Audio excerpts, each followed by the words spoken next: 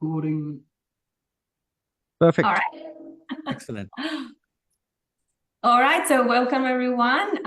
All of you guys, we got around 98 at the moment participants, which is amazing. We just started this session. This is our orientation session for this January 2025. We normally do an orientation session every 3 months to keep you guys up to date, to talk about the AMC, the changes, to welcome our students that are going to start with our study program of 5 months, and also for you guys to get to know us and ask questions, etc. All right. So my name is Laura, and I'm one of the creators of this program. And please, Dr. Rizwan, jump in. I will. So Laura has been instrumental in creating and curating and developing this course from its very inception. It's been more than a year, and this course has evolved in its current shape, which is quite different from its original content. And I'm quite proud of this achievement because it is reflected on the comments and the feedback that we receive from most of the students over the years. And that feedback has always been very strong about the quality in two main aspects. One is the content quality when you see the slides, when the live session are being done, and the marrying of that content with the tutors. So you'll see Vajiha, Dr. Rosna, and all of these great, brilliant doctors like Dr. Nadia. They've got their own following, and the people, when they leave their feedback, they're very positive comments about their methods of teaching, about their engagement of the content. So you don't feel bored. That's what I'm trying to come to. You don't feel bored. The other thing is the second aspect of the content is the quality of the portal. So the portal has now grown. I don't know, like it's gone at least 5 versions. And we might be on our latest version, and there's always some changings going on. And I tend to hear about from Clancy and Laura and Ria, who's our IT manager, that there's something which is happening, and I get updates. But in essence, the portal is become more condensed instead of being more detailed, which is actually quite good because it takes less time to go through a session or preparation for the session. And that is reflective of all the recent recalls and all the relevant information, which is now focused towards the latest content. The other thing on the same note I'd like to highlight is a particular strong emphasis on accessorizing our course. From last course onwards, me and Laura have decided that we should have some more things into our course, which might not be directly related to the AMC MCQ exam, but that is actually relevant. So you may remember that some of the people who were in the September quarter course did surgical masterclass. And we're going to keep that going on again with a repeat of surgical masterclass. I'm also going to do a radiology and ECG masterclass. I need to work out the date and time with Laura.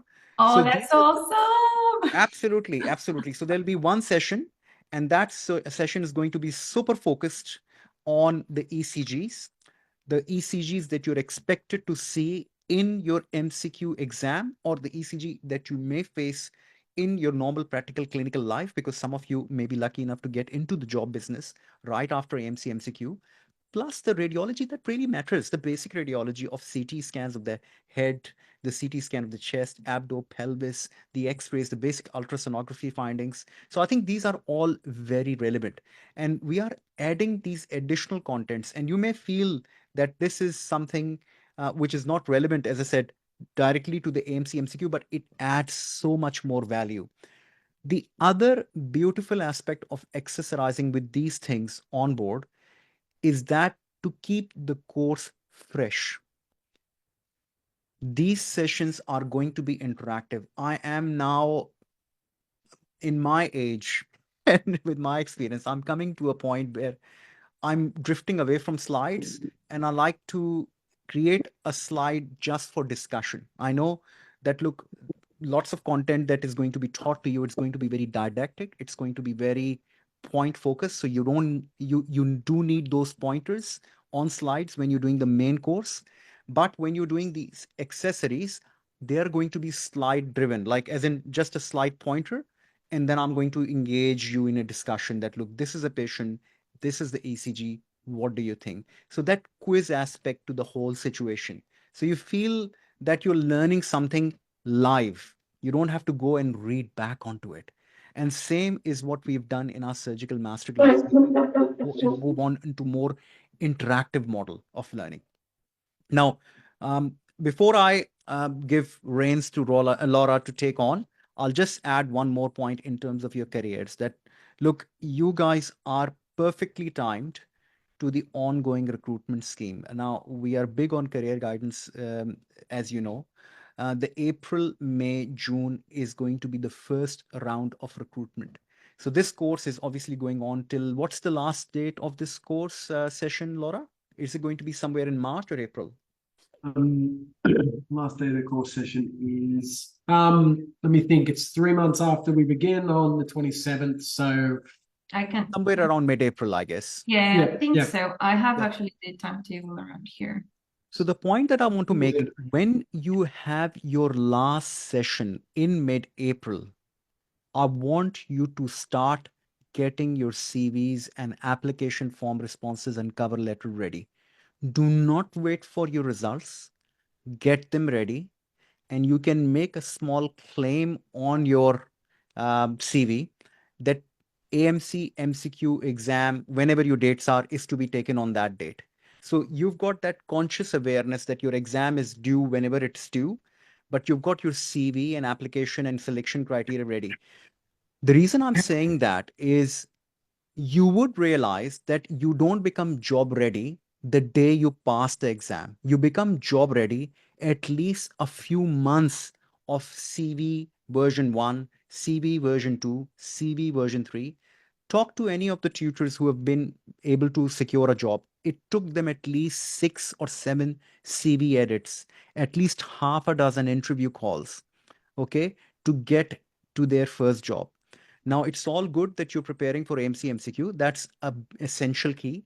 But what is more important is to build your CV and credentials in it. And I'm more than happy to run a specific career guidance session. In fact, Laura, we'll do that. Once your course finishes, we will do a specific career guidance session for you right after the AMC MCQ course. Okay. So Oh this my is God, that's so so good. this is our this is our promise that we're going to have the surgical masterclass, ECG and radiology class, and a specific career guidance course for you in terms of how to optimize your CVs and application and selection criteria, and what's the job scene is going to be like. This is very important, and I think this is going to add so much value. And as I said, it'll keep it all fresh. Sorry, Laura, you were going to say something? That's amazing. It's amazing. It's like I'm sure none of our participants at the moment, over 100 something, 18 participants, we've never done this before. So I'm actually, this is a surprise for me as well. So I'm so happy that you guys, especially all of you that are our current students, that I don't know you because we are just going to see you on Monday when we start the new course.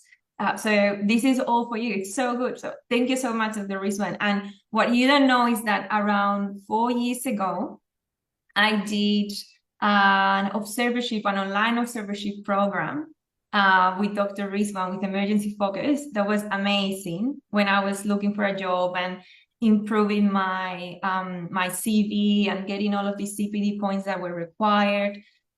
Before it was really difficult to get a job before COVID. So for me, it was very, very hard. So I had to do a lot of work to get my CV up. And I did that. And through that, I was able to get the radiology workshop and the ECG workshop. And it really prepared me so well to this moment that I'm working now. And funny enough, I was doing an application. Dr. Rizwan, I'm trying to do now GP, just to let you know. Oh, okay, Yeah. okay, okay. Yeah. So Okay. I just applied for the fellowship supporter program yesterday. And Oh, amazing, Laura. I'm so happy. This is the best I program ever. I tell you, if I know. can convince anyone, do FSP, please do FSP. It's so good. This is amazing. 3 years, although it's paid, most of the payment has been run by GP practices as well, and it's not costly, and Yeah. it's super focused. It's amazing. I'm so happy for you. It's so good. And I had to provide evidence of my observerships. And I gave them the letter that you sent to all of us of recommendation with everything. So I was going through that yesterday. So what I want to say to you guys is that I started a long time ago. And I was very fortunate to be able to join Emergency Focus and their support throughout. In many ways, my CV looks amazing, and I have like the longest professional development that anyone has in my hospital. Like my GMO manager downloaded that for me, and it was like emergency focus, this, blah, blah, blah, blah. It's huge, but it is really good for you. And it will make a big impact in your future. And the other thing that I did with Dr. Rizwan, and this is not because we work together and we have this project together, it's truly because it's so good, was his interview preparation.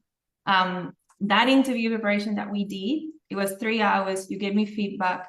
You sent me an email with everything that I had to do. That has led me to not fail a single clinical interview for a doctor job that I've done since then. Oh, that's amazing. And that was 3 years ago. And not from the GMO level, but now registrar level as well. So it's really useful, guys. So I really think that you should take the most of demo sessions, orientation sessions that we do. And if you want to get involved with us, with Emergency Focus in any of the areas that you can get involved, do it, because it's a really, really supportive platform. That is amazing. And just to take it a little bit further now, in terms of interview preparation, we're not only helping GMOs, GPs, specialist comparability assessment for specialist colleges, but even consultants. Just this morning, and I woke up this morning at about 5 o'clock, and I had a message. It's a very inspirational story, Laura. That there was a doctor who engaged with us from Pakistan. She was a specialist general medicine who said that, look, I am coming from a small village in Pakistan. I've done a fellowship in general medicine, and I would like to apply for specialist comparability assessment. I took her application quite reluctantly because I wasn't sure that she's going to get on. She was our first general medicine specialist RACP application. We managed to get her through from the application point of view after, I don't know, 20 edits. We prepared her for interview at least 3 or 4 times. She got the partial comparability partial comparability outcome from the college, but she wouldn't get a job. And she was just at the brink of losing it all. This morning, nearly 6 months after her comparability outcome, she sent me a text that she has been offered a CMO general medicine role at Griffith Space Hospital, New South Wales. Oh, That's just amazing. And she's coming from a small village in Pakistan. She's not done an AMC MCQ, obviously, because she's on a specialist pathway. But the point that I'm trying to raise here, it's a persistence. And every time she used to ring me or text me, I would just say that, please stay put. Just keep on applying. Your CV looks good enough. It's just a matter of time, and your quality should increase with every application. Your interview should improve with every interview aspect. And she's bored of the result. And this is just amazing. And she was living estranged from her husband because her husband was in Australia on a temporary visa. Now she's going to support her family and her husband once she gets a job on a temporary resident visa through her hospital. So it's a brilliant news. That's absolutely incredible. It is incredible. And the things are changing. And I think the impact of having a supportive platform and people that you can go and talk to, it's really changing everything. It's changing the lives of so many doctors around the world. Because I remember when I started, especially initially with all of this AMC the application, I had no idea. First, my English wasn't that good, so I couldn't really understand what the AMC website was saying. And I'm sure some of you doctors might have that issue as well. And second, it was very hard to be able to go to someone to actually tell you information that was clear and truthful and helpful.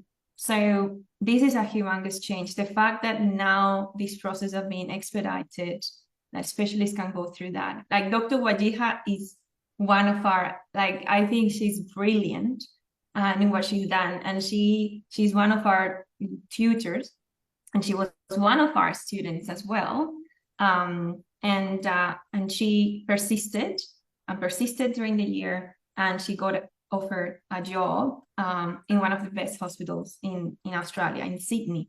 And I actually got a call from the head of the medical department while I was on my war rounds, that I was like gobsmacked about her, to give her references. And I mean, Dr. Wajiha, please tell us something about that, because you are definitely clear example of this, of how things and determination works. Yes, hello everyone. I'm Dr. Wajiha. I was one of the students. I passed my exam last year. And the reason I took up tutoring with emergency focus, because it is such a great platform. It's not just the exam preparation that we do at this platform. Just as Dr. Rizwan has already talked about, we are going to help you way beyond just your AMC MCQ exam. Any queries that you might have about the Australian pathway, this is a great platform for all those queries to be answered in an appropriate way, because we actually have people who are in the system who are going to give you a real guidance based on their own experience. And B, I sort of like think about this platform like Hogwarts. So help is always available for those who ask for it at this platform. So please don't shy away from any questions that you have. The more you ask, the more you would learn about the Australian pathway. I understand that it's a vague pathway, unlike USMLE or your PLABs. There's ample of information available about those pathways, but the Australian pathway, unfortunately, is a bit vague. So don't try to traverse it on your own, because you would be lost. I remember I was pretty lost when I started my preparation. And as soon as I joined this platform, I knew that this is the right place to be for all my queries were answered. And not just that, just as Dr. Laura was telling you guys, that I got ample help with my references as well. So I couldn't have secured the job without those references. So it's basically one-stop shop for all your problems related to the Australian pathway. Welcome, everyone. Excellent.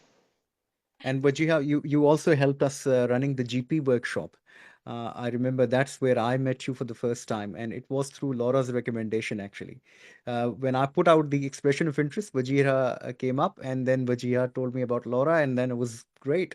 So yeah, look, let it be the case that you're going to be part of this family for a long time, and our job is actually not finished till you're able to get your first job. That's all I'm going to say. That's my responsibility, I feel, and I think everybody who's associated with us in terms of tutor capacity feels exactly the same way. Our responsibility is much more beyond the MCQ. It's actually getting you the first job. I'll let you carry on, Laura. I'm just going to do a few more things. I'm still unpacking. So if you allow me, if I can be excused, then I'll excuse myself. But look, I'm more than happy to take any queries. You can drop a line, whatever it is, info@emergencyfocus.net, or contact Laura or Wajiha or any of the brilliant tutors. I'm more than happy to answer any individual queries.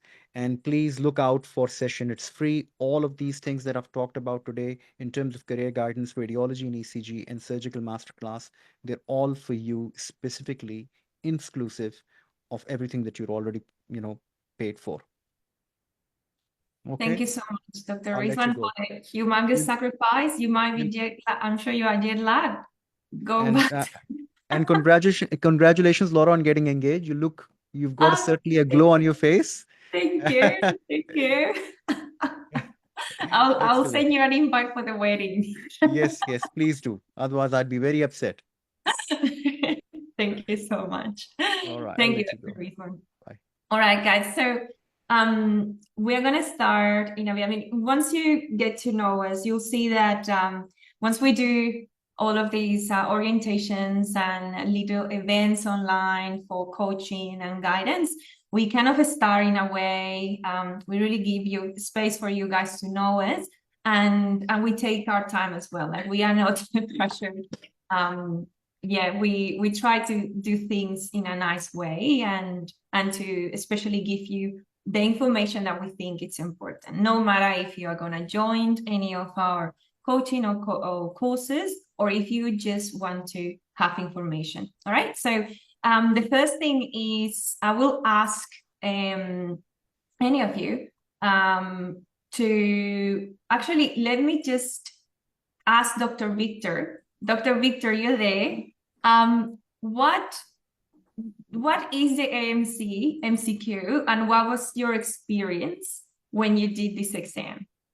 To share with all of these 4 doctors that are trying to find guidance, because you recently did it. Yep. It is really hard to describe the exam itself. I feel like there's not a lot of information out there regarding what it is. But basically, it is a multiple choice question exam. Allows you to gain registration in Australia. It is a really tough process. That requires studying and hard work, but emergency focus really makes it easy for you. It has everything you need there. It is just a fantastic course, even just to refresh medical knowledge. I would highly recommend it, but the exam experience in itself, you're just, complete blank. You're very nervous. You get in there, but you feel confident and prepared. Very good. Thank you so much. I must say, Dr. Victor is our new teacher, so the puppy, feels the need to say that we are very good. But to be honest, thank you so much, Dr. Victor. I really appreciate that. But really, the AMC MCQ process and the exam itself, it's quite challenging, as Dr. Victor said. And if you guys have done it already, you'll notice that it requires a nice and a specific and targeted approach. It can really take a lot of years of your life if you are not doing the right things. This can be if you just do it on your own, or if you choose to join any coaching services or courses, you have to choose the one that will guide you correctly, because you can really lose years of your life if you don't do it correctly. So one of the very important things to understand about the AMC MCQ is to really understand what you are doing. So what are you gonna do? And you made a decision, I imagine, the majority of you, or you are interested in knowing what this exam is about. And you are at that stage. Okay, maybe some of you have already gone through the preparation process and failed to succeed in the exam, or you've got no idea, no clue, and you're just starting from zero. So it is very important to know your enemy in a way. The AMC MCQ exam is not your enemy, but it is very important for you to know what you are getting yourself into. The AMC provides a lot of different guidelines. For example, the AMC MCQ examination specifications booklet. It has not been updated, but it's in the website, and you guys can have access to that. But in this session, we're just going to give you a summary of the booklet and the information initial that the AMC provides, so you can understand what is that exam exactly about.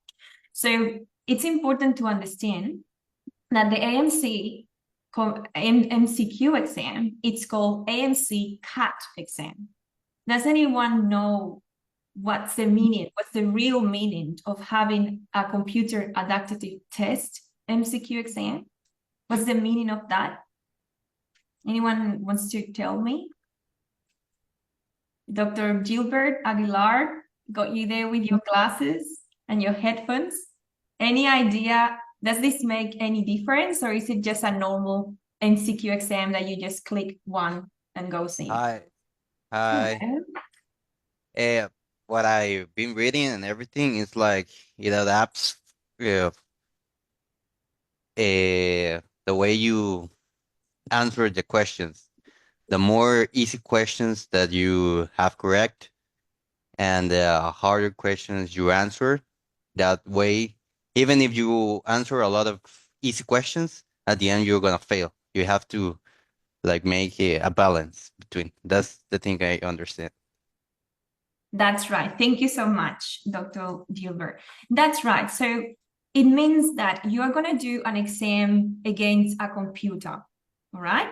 The computer will analyze your responses, and then it will select randomly which one will be your next question from a pool of questions. But this is not just going to be a random question without any value. No. If you fail to answer an easy or low scoring question, then the computer will give you an easy and low scoring question to answer. And again, if you fail to answer this low scoring question, the computer will give you another low scoring question. Okay? If you are able to answer that low scoring question, then you jump to a medium scoring question, a bit more difficult.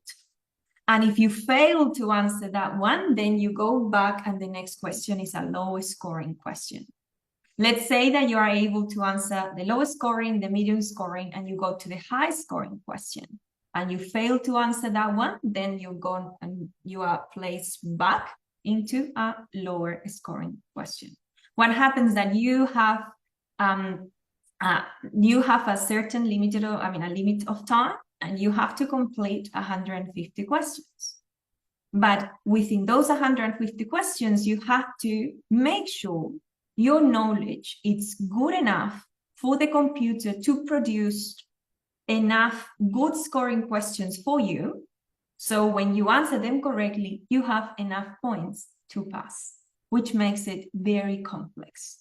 Okay, so that is pretty much what computer adaptive test means. It adapts to your responses, and every exam, it's a complete different experience for everyone. Okay, it's a different exam per person.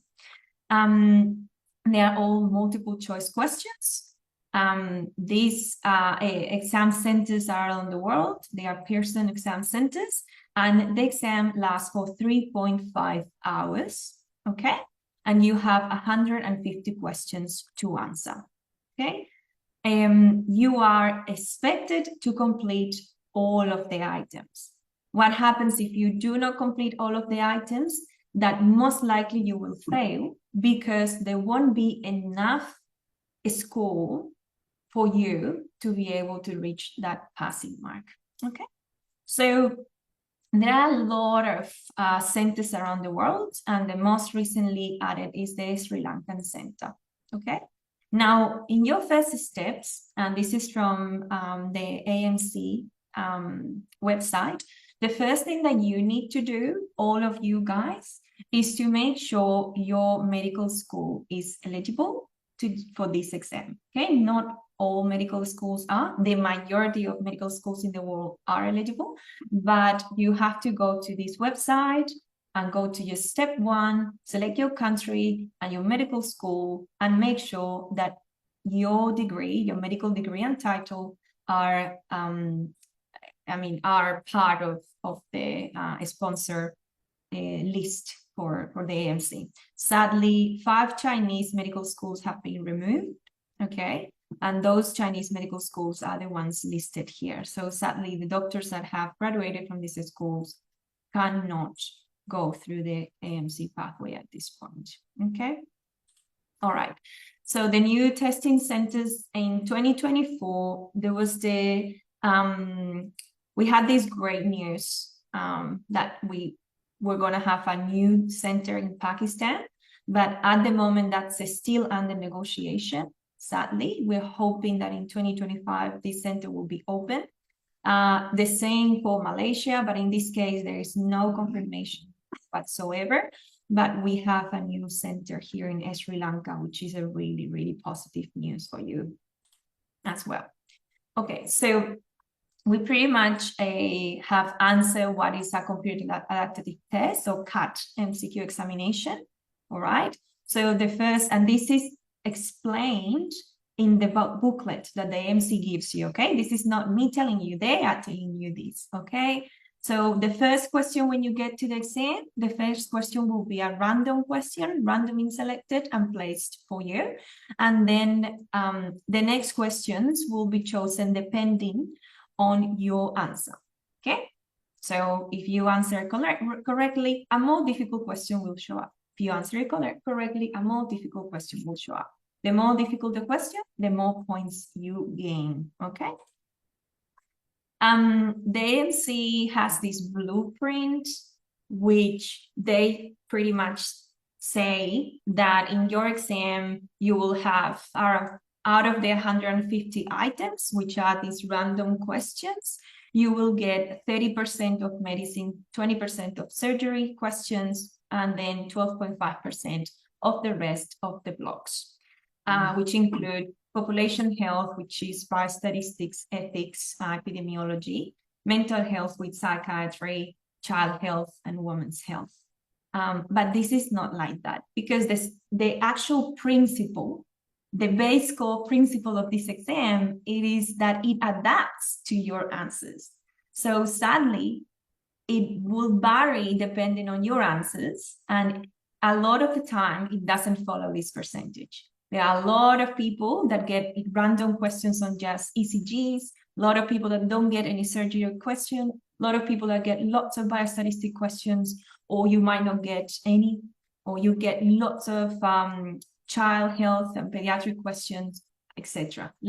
In the last August and October, for example, a lot of the candidates were getting a lot of surgery questions. They were pushing surgery. That's why in our last batch for our study program, we kindly asked Dr. Rosna, and she has worked so hard to create excellent surgery block. And we are now adding an extra session for that surgery block for her to be able to provide even more topics, a bit more paced as well, the poor thing.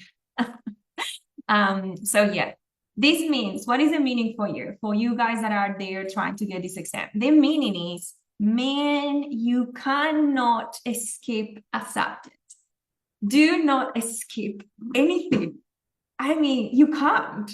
If you skip that thing that you're gonna skip, let's say half of the block of pediatrics because you cannot go through rush and you don't want to go through vaccinations, that's gonna be in your exam. And sadly, if you get that question and you fail it, another question like that will come afterwards, and then another one and another one, because if you fail from that same one, sometimes it's been reported by the candidates that the same type of question comes once and over again. Why? Actually, I don't know why, but before, in 2021 and 2020 was the last year that I think between 2020 or 2021, it was the last time that they allowed the candidates to review their answers, because they were able to identify those questions that were coming on a row, like ECG. It was because you were answering them wrongly. So that gave you the opportunity to change back your questions. Okay, you knew that they were going wrong. So that's why now you cannot back to review your questions, all right? So you sit there, you have to do the exam, and you cannot review the questions. Once you log a question, you have to go to the next one, okay? So these questions in the exam are classified in terms of both clinical tasks that you are supposed to be able to do at a resident or intern level here in Australia, and patients groups as well. So that means that the questions that I'm going to have from the different blocks will be regarding data gathering, taking history, mental status exam, physical exam, lab testings that you have to actually be able to analyze and interpret all this data and synthesize, offer clinical reasoning, prioritize, and management. So they will divide in each different topic questions that will ask you, for example, you have pulmonary embolism. And then they have a massive block of questions for the same, in which some of them will ask you for investigation, some of them will ask you for management, some of them will ask you for prioritization, and some of them are mixed, meaning one MCQ will ask you about knowledge from all different topics. For example, a pregnant lady with a PE and a DVT, and what to do and how to interpret the fetal movements there and what medication to provide, for example. In that sense, you have to be able to acquire a lot of knowledge, a lot of good base knowledge in all of this to be able to answer that question correctly. Okay, so not learning about PE will get you there. You actually have to go through your obstetric part very well as well. How to answer these A-type MCQs, okay? These are the types of MCQs that you are going to have. So each question has a stem and is followed by 5 suggested answers, okay? You are required to select the best answer to the question, okay? Or the best response to the statement, okay? Only the best answer or response is the one that is correct, not the partially correct. Now, why have I added this? Everyone knows that you just have to answer, right? You have an MCQ and you have to pick the correct one. Well, let me tell you that after all these years of fully digging and destructuring and trying to put myself into the AMC examiners, we have realized that understanding how these MCQs work is absolutely essential. And one of the biggest tips that you have to understand is that and they are telling you, these are wordings from them, that even if you think is correct, that is a partially correct answer. But what they want you to choose is the most correct. That means that every word, every single word in the MCQ, in the stem, matters and changes the answer. And that's the first thing that we tell our students, and we actually work so hard into create that AMC brain. Isn't that right, Dr. Nadia? With you and your AMC brain, Victor, we are just full on creating the AMC brain, because it's a brain that is not just our medical brain, it's our medical brain adjusted to the AMC, and it's adjusted to the understanding on how to answer this question. That's why recalls are so terrible. In a recall, you are not certain because you are missing so many words from the stem that one can change completely the meaning. So I just want to show you, I want to do a little test with you guys here, okay? So in order to understand and have like a visual, all right, just have a visual of what is this AMC MCQ questions, I have decided to put, and I'm just going to take a little screenshot of the image because it's really good. I'm going to put it in the group. This is a question for me to try to show you how important is to understand every single detail in the question and how you have to answer them. So we do this little experiment. So they say eliminate those questions or those answers which appear to be originally partially correct. That is their wording, AMC wording. So in this question, let's say this is a visual representation of an AMC MCQ, tells you which colors are represented in the image, okay? And you have A, you have B, you have C, you have D, and you have E. If you are one of our students, or if you know how to use Annotate, or if you're gonna become one of our students, I just ask you guys to go to your Zoom. Sometimes you have it at the top, sometimes you have it at the bottom, and there you have 3 dots, all right? And in your Zoom, in those 3 dots, that's how we do all of our MCQs with our students. We have an option that is called Annotate, okay? And then when you have Annotate, you can actually add things into the screen. like me, that I'm adding now like hearts, okay? And you can add also these marks, anything you like. So I will ask you guys to answer to this question by selecting which one would be the best for you right now. And please, our tutors jump in as well.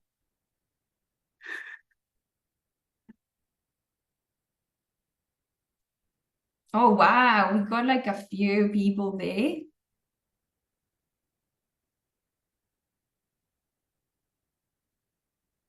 Okay. That's so good. I'm reading this. I can see. I see a miss. Wow. So you just have to, I see everyone pretty much answering every single question. You just have to identify which colors are in the image. Okay? What are the colors of that image? And you have to add all of them. Okay? All of the colors in the image. Okay. All right. Okay. All right. That's good. That's good. So we know that we have here, we have blue, isn't it? We also have yellow. Okay. This kind of aqua blue, I'll say. This one doesn't apply. Then we have some dark kind of key thing that is represented. Then we have, what else? We have this kind of flat silver color. Then we have white, and those are the obvious wordings in the MCQs. But then, if you are able to see the MCQs, let me remove your annotations completely, all right? But if you see in the MCQ, they will add a tiny dot or a tiny word just there. And if I'm able to zoom in, you'll see it. Just there are two red dots, two hidden red dots in the image. And that's how the AMC MCQ works. Meaning that, yeah, all this one is partially correct, okay? But the most correct one is C. So that is how it works. And that is how it's super, super, super important, super important to make sure you don't miss anything and you are extremely focused in the exam. It requires a lot of concentration every time you're doing one of those 150 MCQs in the exam. Require your full attention, because a tiny little word there hidden can actually make a big change. So all right, so I'm just gonna move to the next one. All right, so important points to notice. There is no negative marking, okay? It's no negative marking. So meaning that if you answer the question incorrectly, you are not gonna get less marks, okay? Then out of the 150 questions, just to let you know, between 50 and 80%, depending on the time and your luck, are already tested questions from a humongous bank that they have, okay? There is a clock included in your exam, which you'll be able to see all the time that you have left. It is very important to pace yourself and to make sure that you create also exam technique practice. So you not only have to create an AMC brain, you also have to create and build up stamina to stay there for 3.5 hours, okay, sitting and go through the exam with full attention, okay? So Dr. Rosna, when you did your exam and you were sitting there, how was your experience in terms of fatigue, and if you have any advice for all of these 4 doctors around the world starting their journey? Hi guys, my name is Rosna. It's wonderful to have you all with us. So back when I did my MC1, in terms of fatigue, especially, guys, this is going to be like a 3.5 hours exam, which is kind of a very long time. Although we might think time might run, it definitely runs when you're doing. Time just runs. You might run out of time to complete your exams as well. But the period is very stressful. It's very stressful. And for all of those key points to come into your brain, it can get difficult because sometimes your brain just fogs up. Even if you know things, it might fog up because of your tension. So yeah, in terms of fatigue, it's there. It's very difficult for you to sit continuously for 3.5 hours and think, put your body into action to sit, put your brain into action to think, and put your hands into action to mark all the correct answers. It can be quite difficult. So the thing is, when we take classes for you, we do make sure that we take class for like 3 and 4 hours. So that kind of makes you adjusted or accustomed to the practice of sitting for 3.5 hours in front of computer. And that's one thing that can help you with your exams, because sitting long enough in front of computers and making your brain think can be quite difficult. So the classes really do test you, make you perfect in terms of getting through the 3.5 hours. But it's very important that you keep yourself hydrated, work your brains out, sit and complete your exams. It can be quite tiring, but definitely we will help you through that. Yeah. Thank you so much, Dr. Rosna. Like when I did my prep, I did so many MCQs and I was like constantly doing that.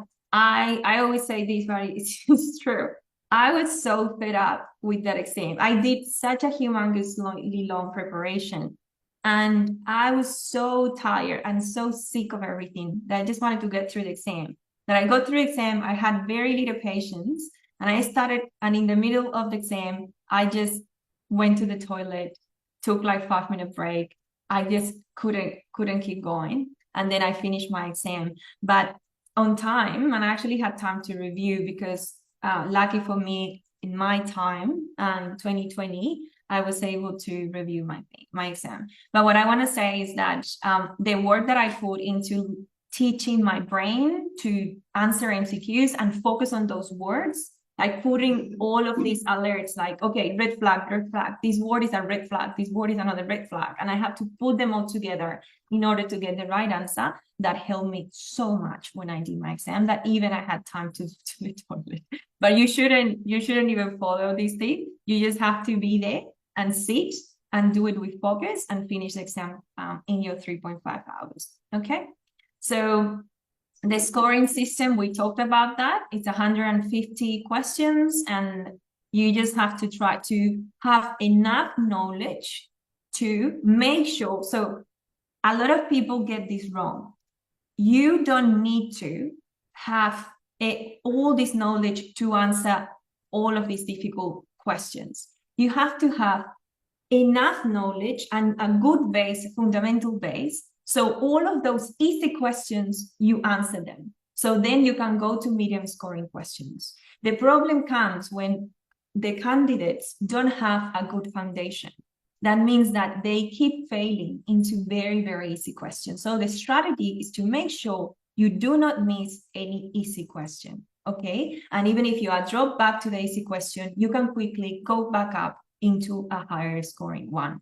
And those super difficult ones, so those extra novelty questions and random questions that people just see, those are only a small percentage of the overall of your exam score, okay? All right. Again, they say that failure to complete all of the items might lead to insufficient information to determine your score, okay? So I have never heard of someone that didn't finish all of the questions and pass the exam, okay? So make sure you test yourself and train yourself to answer all of them. All right, so the MC has not released any additional statistics. It's very hard to get proper updated information from them, actually. So one of our candidates just said that the Malaysian center is now open. So I'm extremely happy about that and congratulations with that one. So we only have that Pakistan one still waiting to be open. For this, they have not released any new statistics of passing rates yet, but this is the latest one. And what we can see a little bit of an increase in passing rate here in 1%, which is very, very good. And I always say maybe this is because we started our course. and everyone started to pass really well. No, but that's a joke. But I do think that we should at least have done something, because our students do really well. Well, you've got all of these students here that are not tutors that can tell you as well. Okay, so Clancy, do you want to jump into this part? Sure. Yeah, awesome. So Clancy's it's my husband. If you guys follow our social media and things like that, you'll see that we are always together. And he's also the director of DLM Education, which is it's a medical education company that we run together. We not only provide this course together with Emergency Focus, but we also provide learning and courses for the government, for New South Wales Health as well. And we are starting one in 2 weeks based on our AMC1 study program for currently RMOs and interns working in New South Wales Health. So that's him. He's Australian, but his accent is very good. All right, his accent is very good. So you'll be able to hear him. And he's also a professional in organizational advancement and strategies as well. And he's just gonna talk to you about a couple of things. All right, go for it. Hello, everyone. Look, I hope you're excited about what's to come.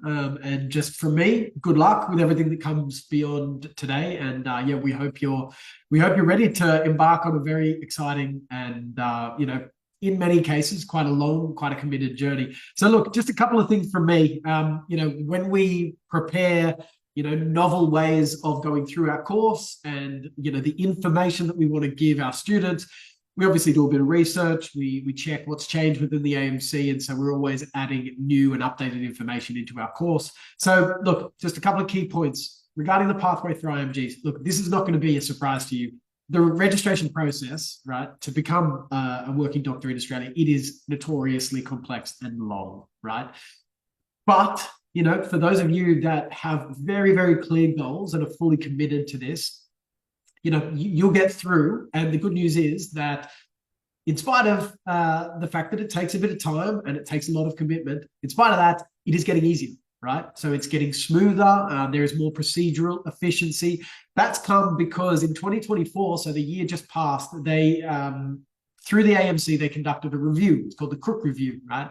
It was conducted through about a bit over 4,000 different surveys and questions and interviews with IMGs, right? They compiled a lot of information through this process and they pulled together some recommendations. The recommendations basically, yes, there are changes that needed to happen in order to eliminate some of the barriers, right? So that's good news for you, all while maintaining, the compliance needs that are obviously there. The Australian government and the Australian public, they want to know that when an IMG comes to the country, they have the same level of preparation and same readiness as an Australian graduate. So they want to maximize the safety and care for the population, but while you ensure the regulation is there, you also need to make sure that the pathway and the information available is really clear, right? And so they're improving that. So great news. Another couple of updates. So the AMC directors, they have changed the pass mark in the clinical examination from 10 out of 14 to 9 out of 14. So that's great. They've made that a little bit easier. So that's good news as well. So after you pass the AMC MCQ exam, then if you decide to take the clinical examination route rather than the work-based assessment, then it's just become a little bit easier, which is awesome. Finally, they've redesigned a lot of the content and the way that the AMC clinical exam is actually run, right? So they've changed that from going from, an assessment that is based on performance, right? So judging you based on your performance to more of a, it's kind of a more holistic focus, right? Around, can we identify where they have got things wrong and then guide them accordingly. So as you can see there, they're going more towards performance guidance rather than judgment, right? So they're more focused on informing doctors. Okay, so, you have a bit of an absence here in this area, so let's do a little bit of work on that. So these were the takeaways from the Crook Review, right? That large-scale survey that they did. As I said, 4,000 international medical graduates were interviewed and pulled into this, including Dr. Lau. She was one of the respondents. So they, what came out of it, it said that career impacts were substantial. So a lot of doctors who came to Australia, they were facing great difficulties, and it slowed their career a little bit, right? And so they really, they heard this and they understood it. And so they're looking for ways in which they can smooth that out, right? And that, of course, despite the willingness of people like yourselves who want to contribute to Australia's medical system, want to do your part.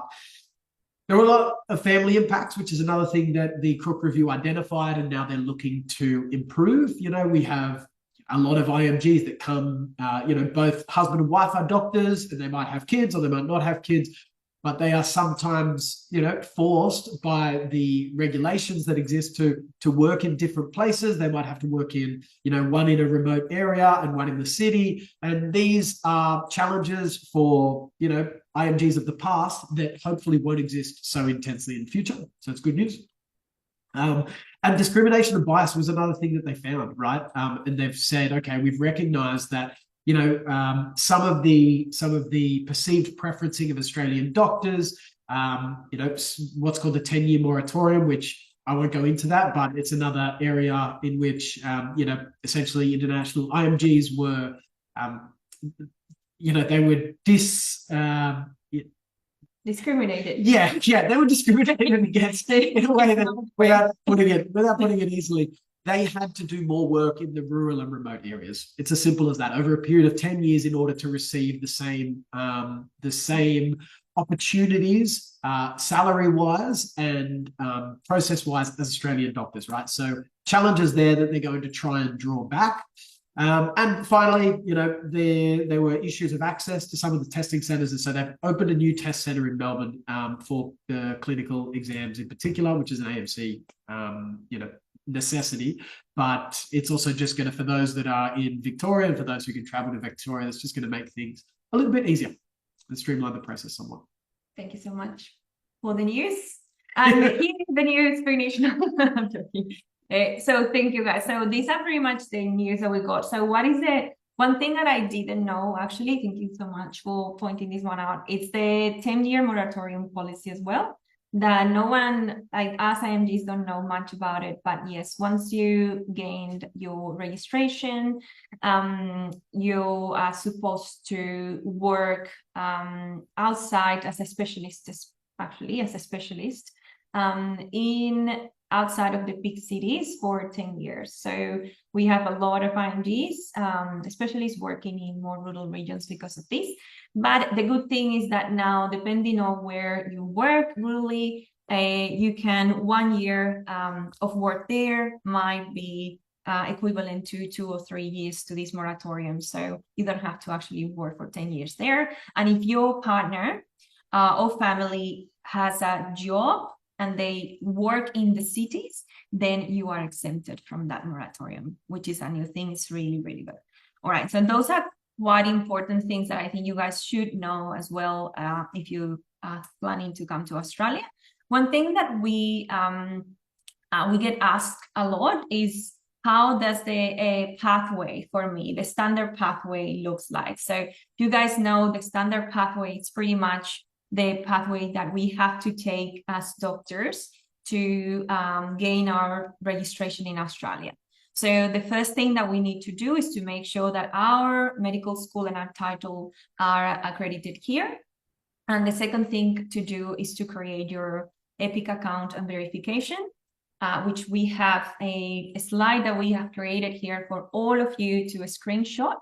Just take a screenshot of this, and we made a little summary here on the side of all the steps that you have to follow to create your EPIC portfolio, which is your first step. It's very, very important.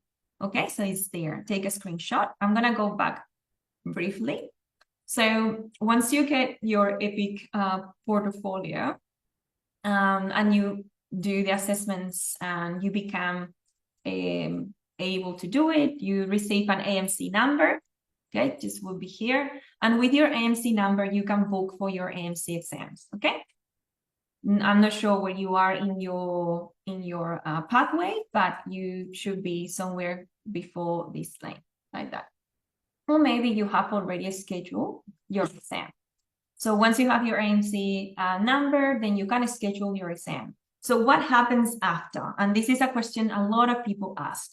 So you have to pass your MC1, right? So once you pass your MC1, then you have two options. You can either do the clinical exam, or you can try to find a job and join a hospital that offers something called work-based assessment. In Australia, you cannot gain registration with the college without a job offer. Okay, so how do I get registration? You have to pass your MC1 first, then you have to pass your English test, which I always recommend the PTE exam because it's super easy. You should do that one. Don't waste time. Don't put yourself through any hardship. AMC1 is already hard enough. Don't do that to yourself. CC, you can prepare it on your own. There are a lot of YouTube videos that are really good, and a little app on your phone that it's like the same computer. So the PT exam is from Pearson's, from the same examination centers, and it's very easy. So you do your English test, you do your AMC, and you have to start applying for jobs from that point onwards. Okay, and apply and apply and apply and apply and apply. Once you get a job offer, and if you are successful in your job interviews, then you can, with all of that, send to APRA your application with the job offer. And then you gain something called limited registration, limited. That limits you to work only in that hospital, and it lasts only for 3 years. In those 3 years, you are, it's supposedly you have to gain your AMC certificate. All right, the AMC certificate, you will get that AMC certificate once you pass either your clinical exam or your work-based assessment. Not all hospitals offer work-based assessment. There are a few hospitals that do. And once you apply and you get a job in that hospital as a resident and they offer work-based assessment, then you apply for that program. And then you get into the program. And a lot of people say it's very difficult, or a lot of people say, oh, it wasn't that easy to get in. But it's not just an easy card. In the work-based assessment, you have to do 18 exams. 18 exams. Case-based discussions, a lot of clinical OSCE scenarios, and you have to complete 18 exams that you have to pass. And apart from that, you have to complete something called 360 assessment, in which you need to be reviewed by 12 colleagues, and they have to say good things about you. So I always recommend to take the clinical route. It is much easier, and it will give you freedom faster, okay? So if you pass your work-based assessment or you pass your clinical, then you get your AMC certificate. And after that, you need to have 12 months of work in Australia, in which you have to complete core rotations in ED, surgery, and medicine. Okay, and once you complete that in that year, then you can apply for general registration. So the process takes around a year or a year and a half. If you are good and you work really hard and you are lucky to get a job, in order for you to gain general registration. But to be honest, once you pass your exam and you have your first job, that's it. Like, your life is completely done. That's it. You don't have to worry about anything else. And things are much better. You are earning your money. You are within the system. You are working. And things become easier from that point onward. So it's not that terrible. What you need to achieve is to make sure you pass the MC1 as soon as possible, and then start applying for jobs and getting that first job and you foot in the door. Okay? So that is really, really good. Very, very important. And it's actually easier than other countries. It's just that the AMC exam is not easy because it has a lot of tricks that you need to learn to pass. Okay, so I just leave this again here. You guys ask me all the time how to open the EPIC portfolio. So in this orientation for the first time, we decided to make this beautiful summary. Okay. So the other part that we like to cover is mistakes. This is for all of you guys that are preparing on your own, and for our students as well. What the mistakes that we take? What are the mistakes that the candidates they do? And that, look, doing a mistake in your path, sadly, or not being properly coached or being misguided, can cost you a lot of time, a lot of tears and money in this path. So it's super important for you to know exactly what you're doing and to do it well. Now, life in Australia is amazing. Living here is so good. Working in Australian hospitals, it's really good. Like I work in a rural hospital and I'm a medical registrar, and now I'm gonna start my GP training as well as continue to be a medical registrar because I really love hospital work. And it doesn't matter if I'm in a rural hospital, any patient that comes through the door of my ED department gets a CTPA or a CT brain. It's so crazy. Like anyone will get anything, whatever you need, throw it at you. All the tests, all the exams, anything that you need, that patient will get it, no matter where you are.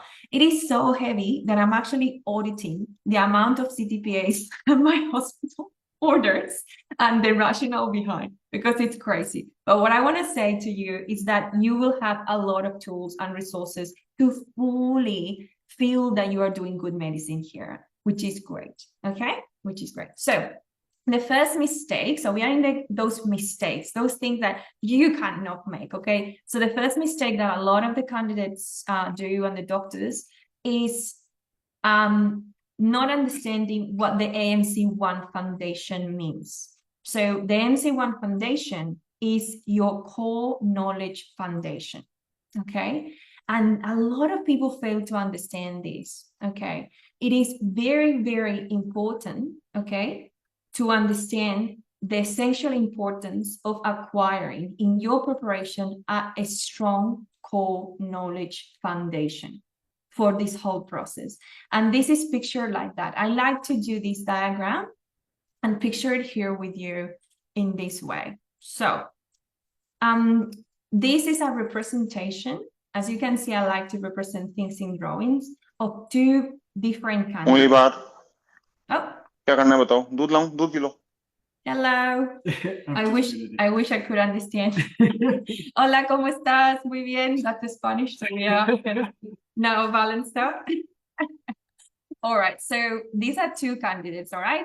And in the exam, you have to get 250 points out of 500 to pass, okay? Imagine, you just need 250. Why is so hard to pass?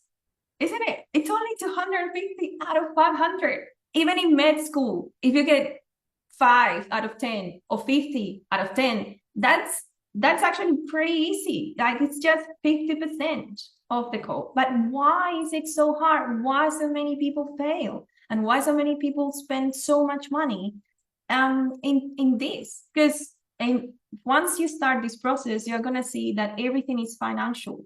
Everything is money. It's a big money-making industry. So exam fees are very high. And it's not just for you guys, for all of us doctors here as well.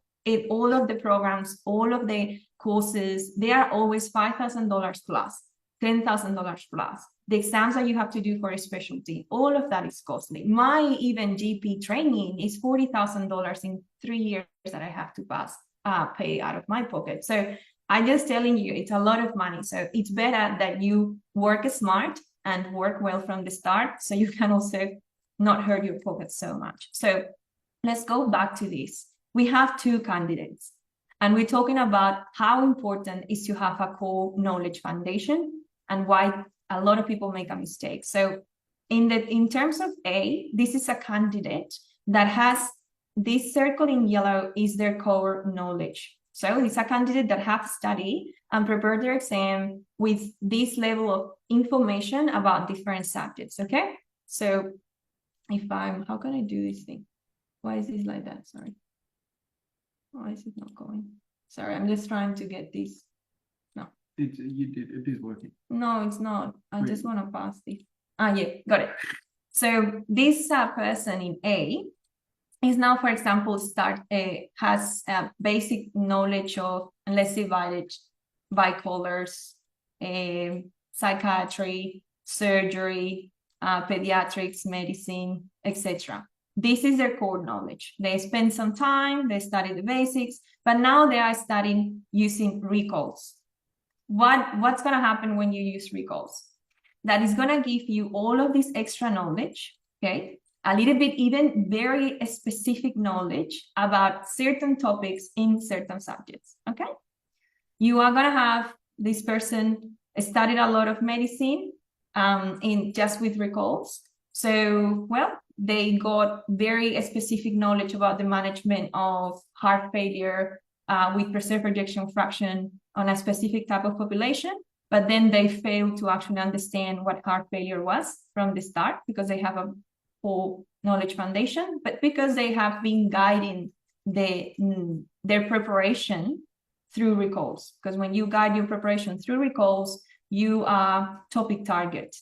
So you really don't get the information that it's the base or the core of what you have to have. So that preparation of that person looks like that. Okay, it looks like this. Whereas this other person, okay, they studied by recalls and they got specific knowledge there, specific knowledge here, very detailed knowledge here, etc. But the other person studied more consistently, focusing on the basis, on that important basic knowledge. That means that if they have a question that is a bit more like easy, let's say easy question here, and this person has there, this person will fail to answer an easy question because it has a hole in their basic knowledge. Whereas this person has focused on making sure it understands and it has good core concepts about everything, okay? So when you do the exam, and this is a representation of the exam, if you can stop it, of the exam, for example, and the different areas, you can see how they have been able to acquire, all right, more overall information important for the exam. In this case, more basic, more easy, and also moderate information instead of that specialized information that this other person has acquired. But this is the key to get the 250. Okay, that's why everyone fails. Because in order for you to get 250, you have to exit the loop of the cat, of the computer. And if you have this knowledge, you sadly won't be able to exit the loop. It will place you, again, if you have a question here, this poor person will be placed back into a question there, which is very easy, very, very easy. And then it gets to another question that is mediumly easy, and then it cannot answer it because it missed, it didn't get a recall about it. Or so, and actually, it cannot put 2 and 2 together because it lacks that knowledge from other areas to answer this question and place them back in lower scoring questions. So what you want to do, no matter what you do, from where you decide to prepare or how you do it, what you need to do is to make sure you do not miss your basic and easy questions in the exam. The 80% of the exam is doable if you have a good core basic knowledge of medicine. The other 20%, it's all of random recalls and all of these exotic questions that people fight for hours on different groups and things like that. That's just only a 20%, and that's not gonna give you the pass. The pass is in your core-based knowledge, and that's also what is gonna give you your safety as a doctor later when you start working here. So let's do a little question here, and I'm gonna pick Dr. Let me see, Nabila. Dr. Nabila, hello. You don't have to answer the question. It's not answering the question. We never ask any of our students to answer the questions. But I will just ask you to kindly read the question out loud for us. A man presented with sudden one-sided weakness. He had fallen at home and experienced a seizure while watching TV. That resolved spontaneously while being transported to the hospital. A CT perfusion scan revealed increased blood flow to the temporal and frontal regions. The one-sided weakness persists. Which of the following is most likely cause of his symptoms? Oh, yeah, I'm done. Beautiful. Thank you. You can also answer, like, I'll write it. Um, I'll read it for you. It's okay. Okay. Do you want to read the options?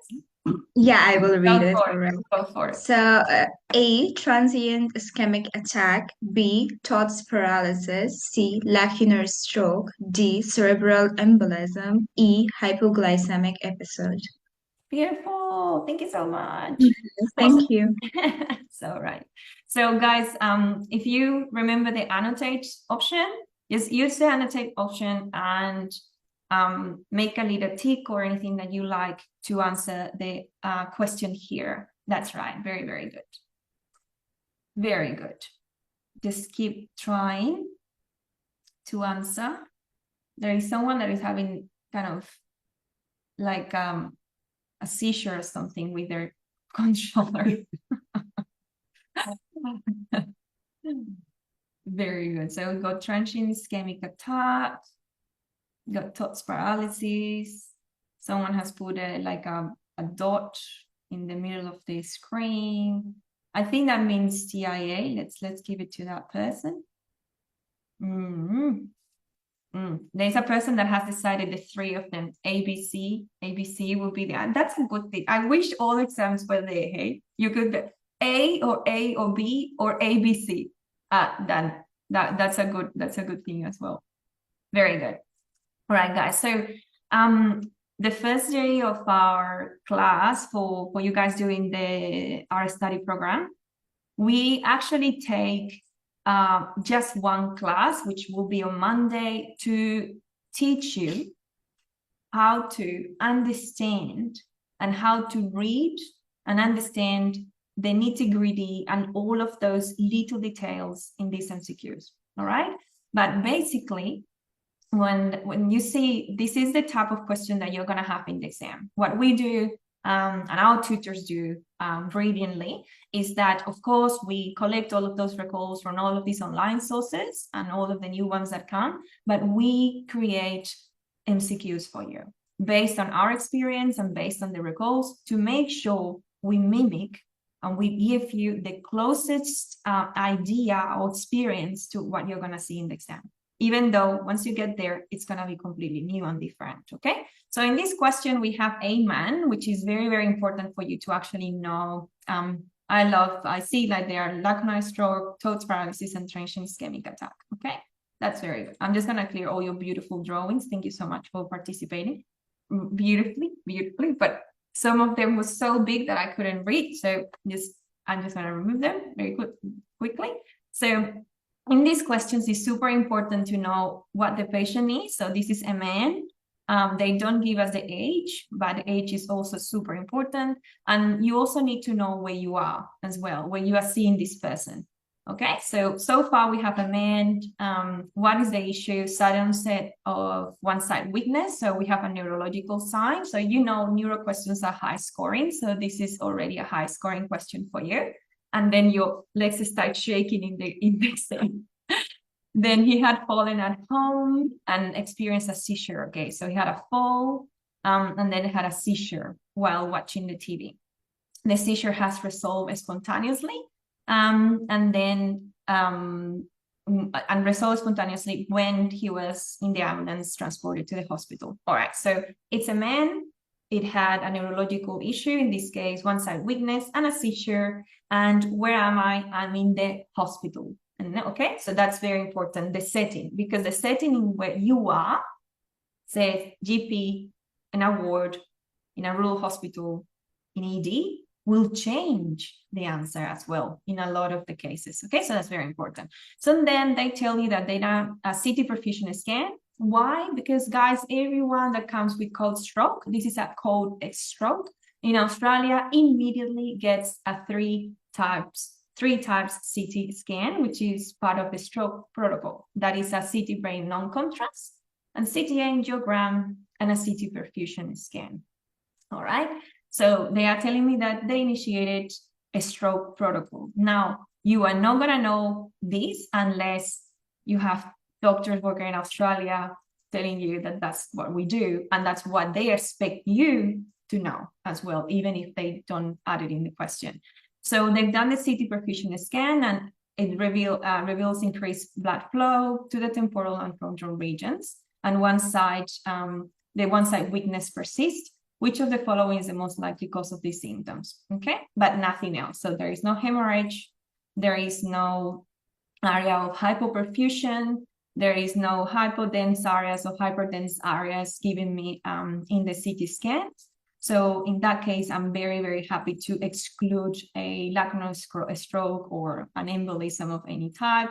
And of course, a transient ischemic attack, by definition, has to have a normal CT brain with normal scan and a normal MRI brain. Okay, so that's no, because there is something here and the weakness still persists. Okay, in the transient ischemic attack, the person is normally symptom-free when we see them. Okay, so that's very, very fast how your brain has to start working and functioning. So in the questions that we do, we provide, and this was a question done by Dr. Wajiha. I remember, wasn't it? Was it you, Dr. Wajiha? You did this one? Yeah. Yes. This is a question from Dr. Wajiha in one of the Lifesaver recall courses as well. I think, was it Lifesaver? I think so, yeah. So apart from our AMC one complete study program, we also have, as you're gonna see, we're gonna show you a timetable. You're gonna see that you will get access to complementary Lifesaver recalls based workshop, which is 3 days workshops that we do in which our tutors get all of those new recalls, the ones that are coming crazy everywhere, and they make beautiful MCQs, and then they provide all of the explanations with all of the sources from all of our sources, all of the guidelines from Australian guidelines, etc., because we have access to them, because we work in the system, so we can provide it to you guys. So in this case, as you saw, due to the fall and due to the seizure and due to the CT perfusion scan results, that fits very, very well with TOTS paralysis. Okay, so TOTS paralysis is a temporary paralysis following a seizure, and many studies described in the CT perfusion scan a transient hyperperfusion in the cerebral hemisphere ipsilateral to the size of the focus. Okay, for example. So this is just a very brief example. All right, so it's just to show you that answers or responses other than the single best answer might be partially correct. Okay, partially correct, but there is only one best answer or response for this type of questions. Okay, so that's what we're trying to highlight. The AMC has, they create different reports. The annual report for 2024-2025, of course, is not out yet, but we have reviewed the annual report for 2023-2024, which is the last one. They have identified that there are a lot of people that are cheating and trying to cheat, and especially through these recalls and studying just based on recalls, and that's actually impacting in our health system here in Australia as well.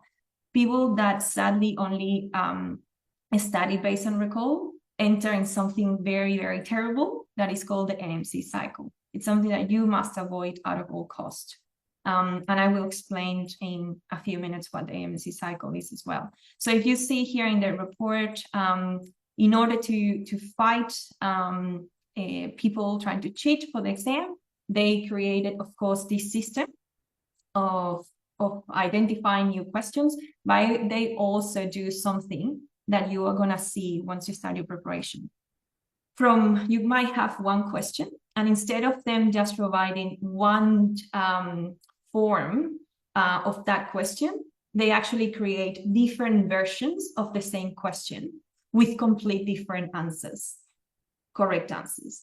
Meaning that if a person does a recall and shares with the world, then they will select the answer that they thought it was correct from that, but then the other candidate will get the other version that looks very, very similar, same age, same presentation, same name, John, 55-year-old male from Queensland, had a fall. And then the other one gets the same thing, but they change one word or two words, very tiny detail, those two dots that I showed you before, And then the next candidate that only got the recalls and study by recalls answered it wrongly. Okay, so that's one of the techniques that they use. Okay, now they are completely aware of recalls. They tell us, the AMC specifically says this, the AMC is aware that there are papers which are circulated available via the internet, Telegram, WhatsApp groups, and all of that. Just to let you know, that's illegal. Okay, so everyone that just promotes that type of learning is not doing a good job, but there is nothing that they can do about it, because you never know, those people might be lying and you are just consuming something that you think it is real or not. What you should do is to make sure you have a good core knowledge foundation and that you are well prepared, not only for your exam in Australia, but for the meaning of you passing that exam. What is the meaning of you passing that exam? It's that you're going to be a doctor here. Okay? And to be a doctor here, you have to pass your clinical exam that relies so heavily into all the time that you have put into your MC1 preparation. And your interviews, do you think the interviews are easy here? No, you have clinical scenarios. They give you from 3 to 5 clinical scenarios, depending on the level that you are. Sometimes they give you 1, sometimes they give you 2, sometimes they give you 3, sometimes they give you 4 or 5. And you have to solve those clinical scenarios. Those are clinical questions, complex patients that they are asking you to tell me what is the septic pathway that we follow here in Australia. What is the chest pain pathway that we follow? What are the guidelines that we are following? What does ETG says about the management of warfarin overdose currently now in 2025? And they are asking that. And if you don't have that, because you have wasted the time into trying to make shortcuts for this exam, it's a waste. It's just a waste of your future. Because if you have the time now that you have committed to prepare now, you should do it well for you, for your future steps, and also for your patients. Because one of the things that I find in my team, in my work, is that when I have my residents and my interns, I sometimes wish that they've done our course or they've done a good preparation, because they can become extremely unsafe. And what you don't want is to go through all of this and then get to work and lose your registration in 1 year because you got zero clue of what you're doing. So I know a lot of people out there talk about this lightly and just try to paint you this dream of just do 3 things, fill in this recall stuff, you'll pass and everything will be fine. But I'm telling you the reality of the decision that you're making, which is please work. You are a doctor. Take this time to study well. Prepare yourself well. You will do yourself a favor. Okay? Very important. All right. So important. Mistake number 2 is just assume that the exam will be similar to recalls or Q-banks. Okay? Mistake. If you do the whole AMC, what is it called, Amedex Q-bank, and then you expect to, with that, just pass, you're completely wrong. You will fail. There is no Q-bank, there is no Q-bank, no recalls that will give you the exact experience of the exam. The exam is different. It's a new thing for you, and you have to be prepared for that novelty and be prepared with all of that knowledge that you have acquired during your preparation to do that exam really well. And let me tell you, you can do it. We've done it ourselves. Everyone have done it. You have Dr. Wadiha, Dr. Victor, Dr. Nadia, Dr. Rosna here that have been with us doing their preparation, and they have passed their exam, and they are here with you. Some of them are starting now, others have passed their clinicals, and we have a lot of tutors currently working. Dr. Wadiha, Dr. Arif, Dr. Umar, Dr. Chaima, all of them, you will see them in the classes, and they were all students of ours that got the jobs and are working now. So it's doable, and it makes them really good doctors. Mistake number 3. What is the third mistake? And it's the last mistake that I have for you. No matter what you do, please always remember these mistakes in your preparation. So this mistake is fail to upskill in your time management. You could potentially have done an amazing preparation. You could potentially be great and done a great job preparing and reading and guiding yourself really well, and then get to the exam and not have enough time to complete the exam because you're anxious, because you didn't prepare yourself, because you didn't build that stamina, because you were just focusing on your core preparation and you failed to develop one AMC brain to AMC MCQ or time management skills. Okay, so remember that you have, as a tip, remember that you have 3.5 hours, that's 210 minutes, and you have 150 questions. So everyone, you can take a screenshot with you forever. Okay, just make sure that you use you take maximum of 1.4 minutes per question, and you should train yourself to try to answer the questions in 1.2 or in 1 minute. So that gives you space for those difficult questions to be answered in a bit more time. Actually, I just saw a little face down there. That's Dr. Zainab. Dr. Zainab. I just saw you down there. Dr. Zainab is another, our new second edition to our team. She was also a student, very, very recently passed her exam. Dr. Zainab, can you say hello? Hi, guys. So my name is Zainab, and I'm a former student of Emergency Focus Student. So I've been in this course for last year. I think it was around September, and I took my exam in November and cleared my exam. So all that was thankful to the beautiful course that was provided by the amazing tutors. I had really great tutors who helped me like gain lots of knowledge, including Dr. Laura, Dr. Wajiha, and Dr. Nadia. So this course like was really helpful for me, especially the fact that I had no idea about the Australian system.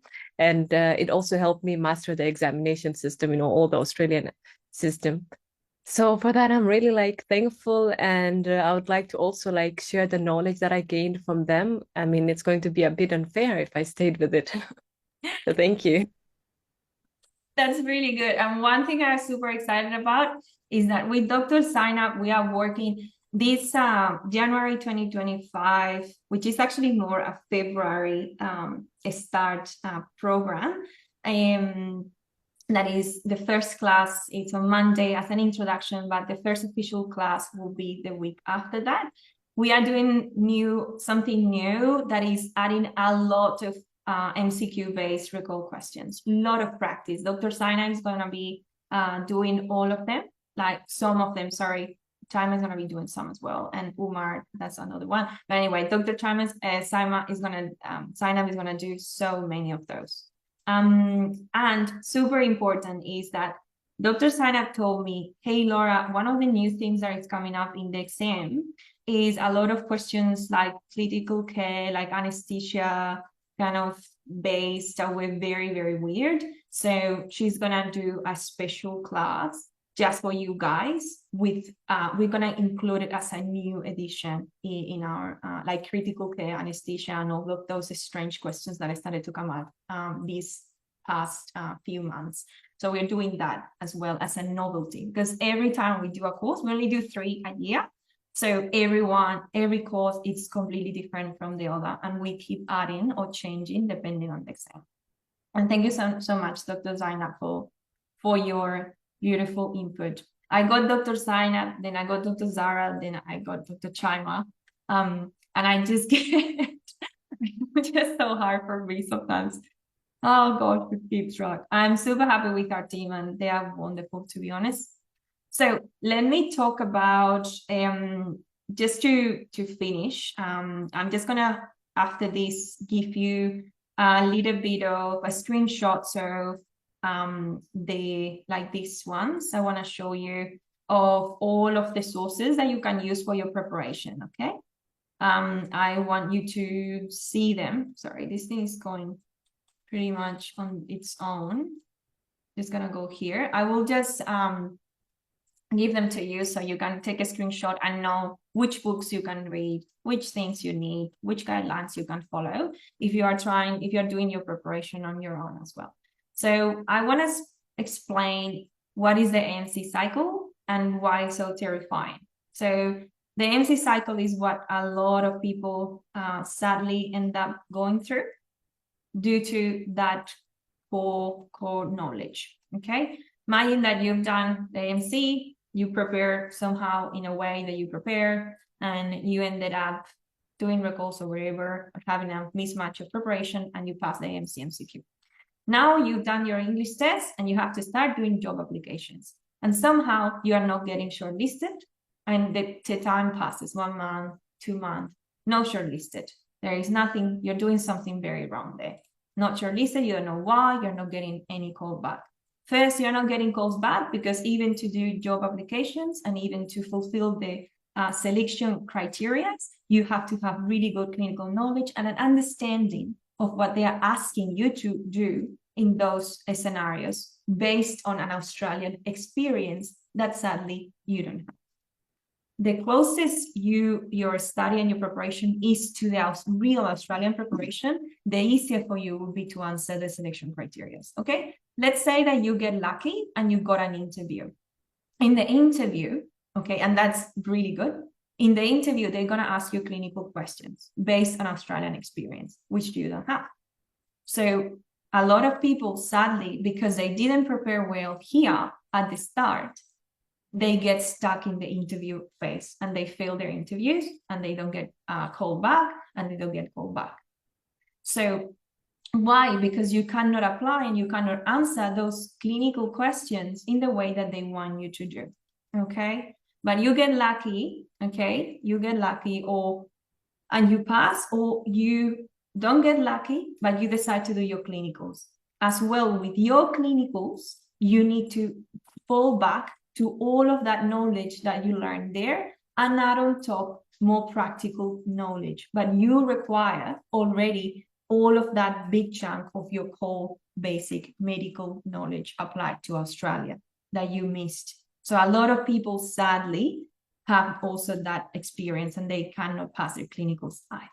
Okay, the clinicals, you can pass them very easy once you have done a really good preparation, like Dr. Rosna did, for example. She prepared really, really well, studied a lot, and then did her clinical exam and passed the clinical exam. But once you are in the system as a doctor and you are good and you have good knowledge, it's very easy to pass the clinicals as well.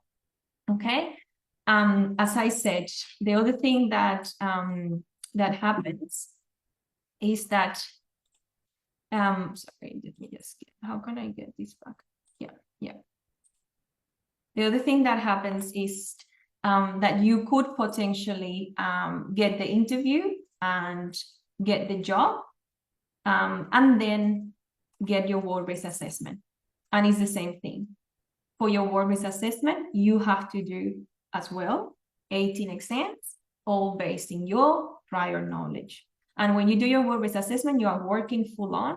So you don't have that much time anymore to sit down and study. So it's very important that this time that you have decided to prepare, or the time that you are deciding to put, do it well. Just don't take shortcuts, do it well, okay? And then when you get your first job, which is what I am dealing with, I'm also doing a new role in 2 weeks, which is the education registrar. It's called education registrar role in my hospital, in which I'm tasked to support and provide knowledge and content and a whole program for those doctors, a lot of IMGs especially, that because of their lack of knowledge, somehow they go through this whole process. I don't even know how, because I don't know how sometimes they get through, but they are now working and they are extremely unsafe. They have high stress levels in their jobs because they don't know what they're going to do. They have low performance, and then they risk losing the registration. Okay, and now one of my jobs will be to do that, to provide really good support, which is very important. So what I'm saying to you is that because we are in the system, we are in this system, we can give you and support you and tell you, hey, do this, don't do that, that's not right. Take the time now. We've seen what happens next. You can do it. It's a really good job. It's a really good life, but just do it right, okay? No matter what you choose. So my tips for your preparation is to try to do 4 to 6 months. If you have no idea or you have a very long gap, extend it to 8 months, okay? Allocate 4 to 6 hours of study a day at the start, and if you can increase that, the better, but it all depends on what you can do. If you cannot study 4 to 6 hours a day, don't worry. Don't worry. Just change your expectations. If you have family, if you have a lot of duties to do, if you are working currently, just extend the time in which you are going to do the exam. Meaning you will need a few more months for your preparation. But make sure every day you are connected somehow with that preparation via watching lectures, listening to lectures, reading something, resolving recalls, doing MCQs, or studying topics a day. That's very, very important. Very important, book the exam. You can change the exam, all right, guys? You can change it. So once it gets to a month before, you can change the exam. Okay, you can change the exam. Don't worry about it, but book it. As soon as you can, book it, because it is very hard for you. You need to have that extra pressure and extra motivation to sit down and do good and proper study. So booking the exam is actually very good. And the other thing is, do not study alone. Have a group, create a group study. It's really important and it is essential for your preparation, okay? In our past May group, there was a huge group of students that got together and they all passed like humongous, because they worked together, they studied together, went through a class together. And once, for you guys that are starting with us on Monday, you'll see that during next week, we'll get you into your group, our study group, in which all of us are there. The tutors are there. It's Messenger. I don't like WhatsApp because I don't know who is in there, and then trollers and scammers and people can get into WhatsApp groups and I don't know who they are. So I only use Messenger to let you know. So I can see who you are and I know that that's you. And it's a safe space for us to study and learn together. And the best thing is that you have access directly to us. You can ask us all the questions, the tutors, and especially myself. I'm there motivating you every day. You got the other students, and we help you to also create groups, study groups based on your days, and we got student delegates that can help you. So we provide that. But if you are studying on your own, make sure you create it yourself. Do a study group.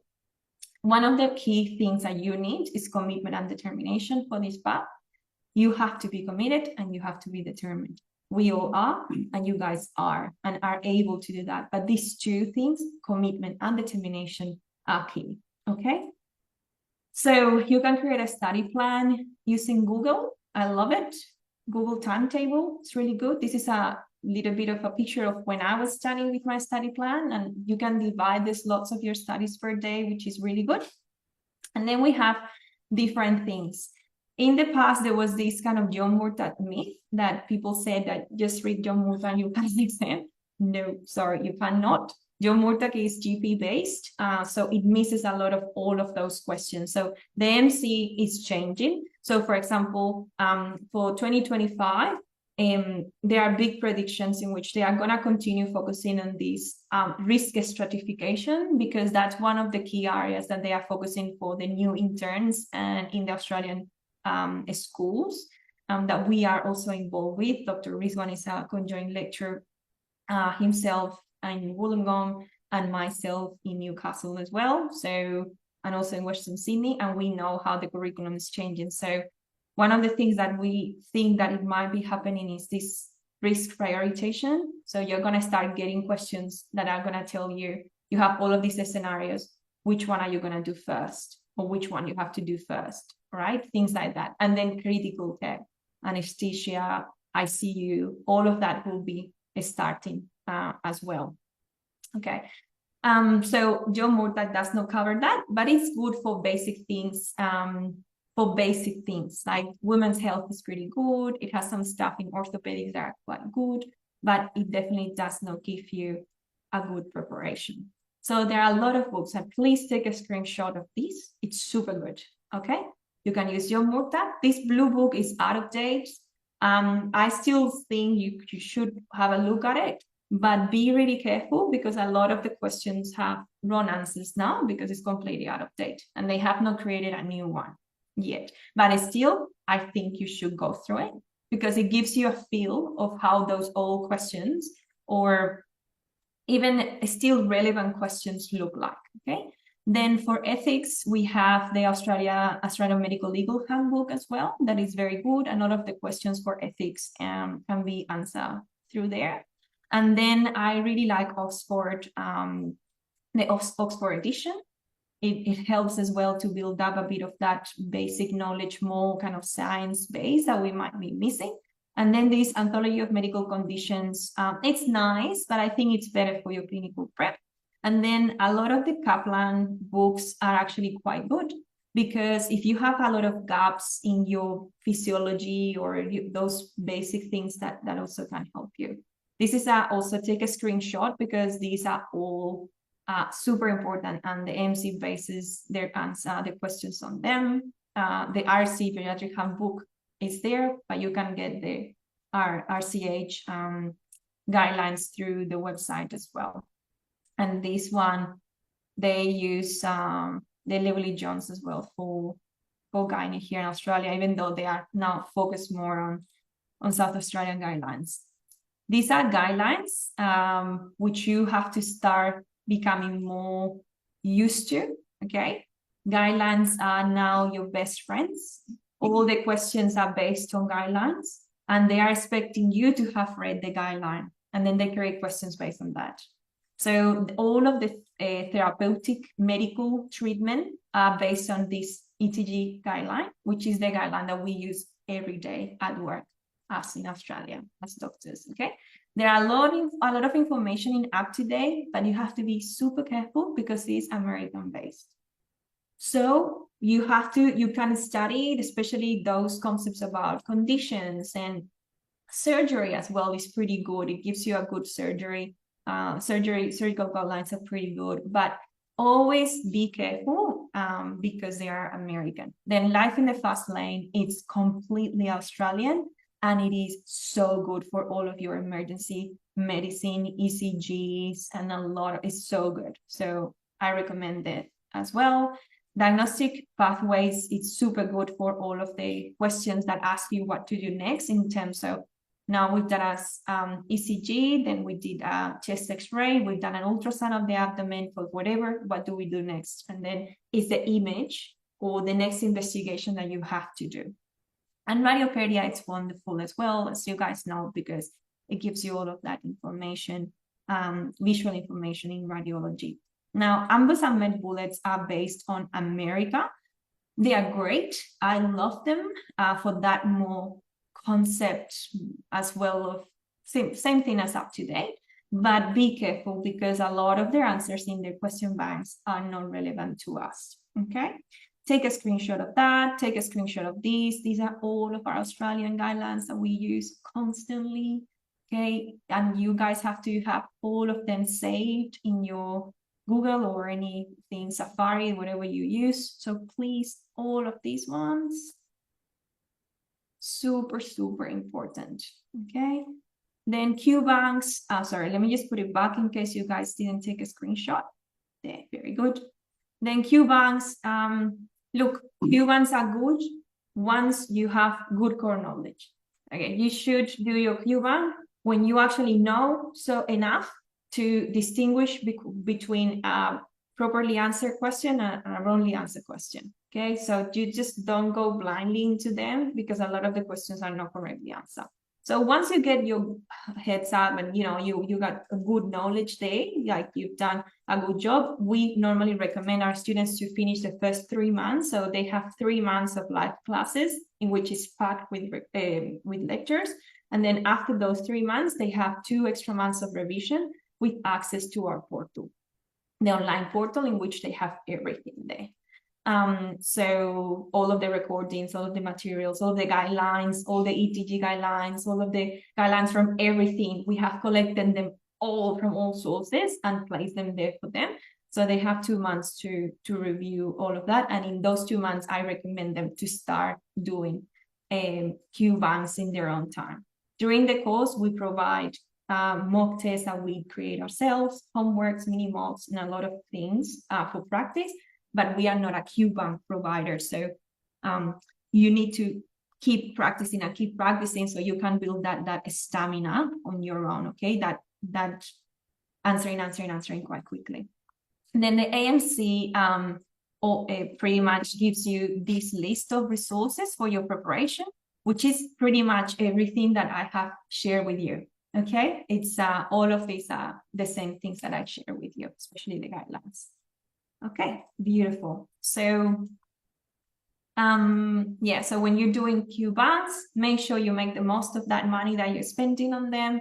So do a lot of mocks, time yourself, try to train yourself to answer 1 minute per question, no more, okay? Because in the exam, you're gonna need more time for some questions and build up that stamina for those 3.5 hours, all right?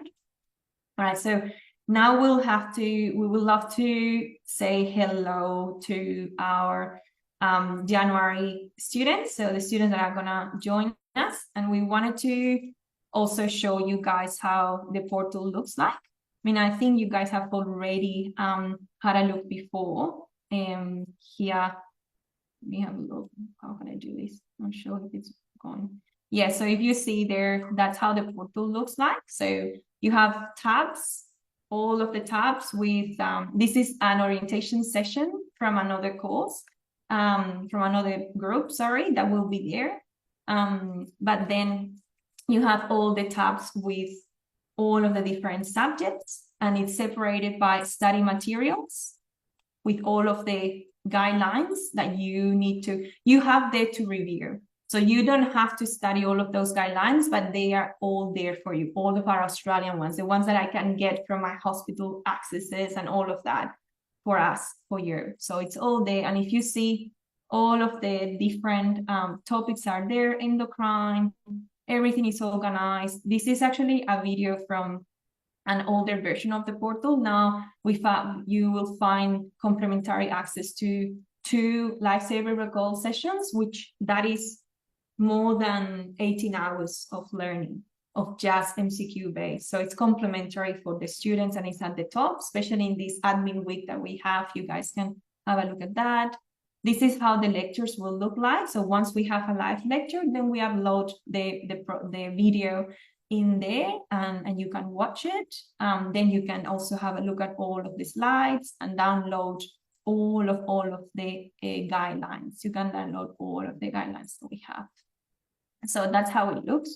It's pretty good, and it's also available on your iPad, your phone. That's Dr. Wajiha, the teaching, is her name. Now Dr. Umar is there suddenly. No, that's when Dr. Wajiha was a student.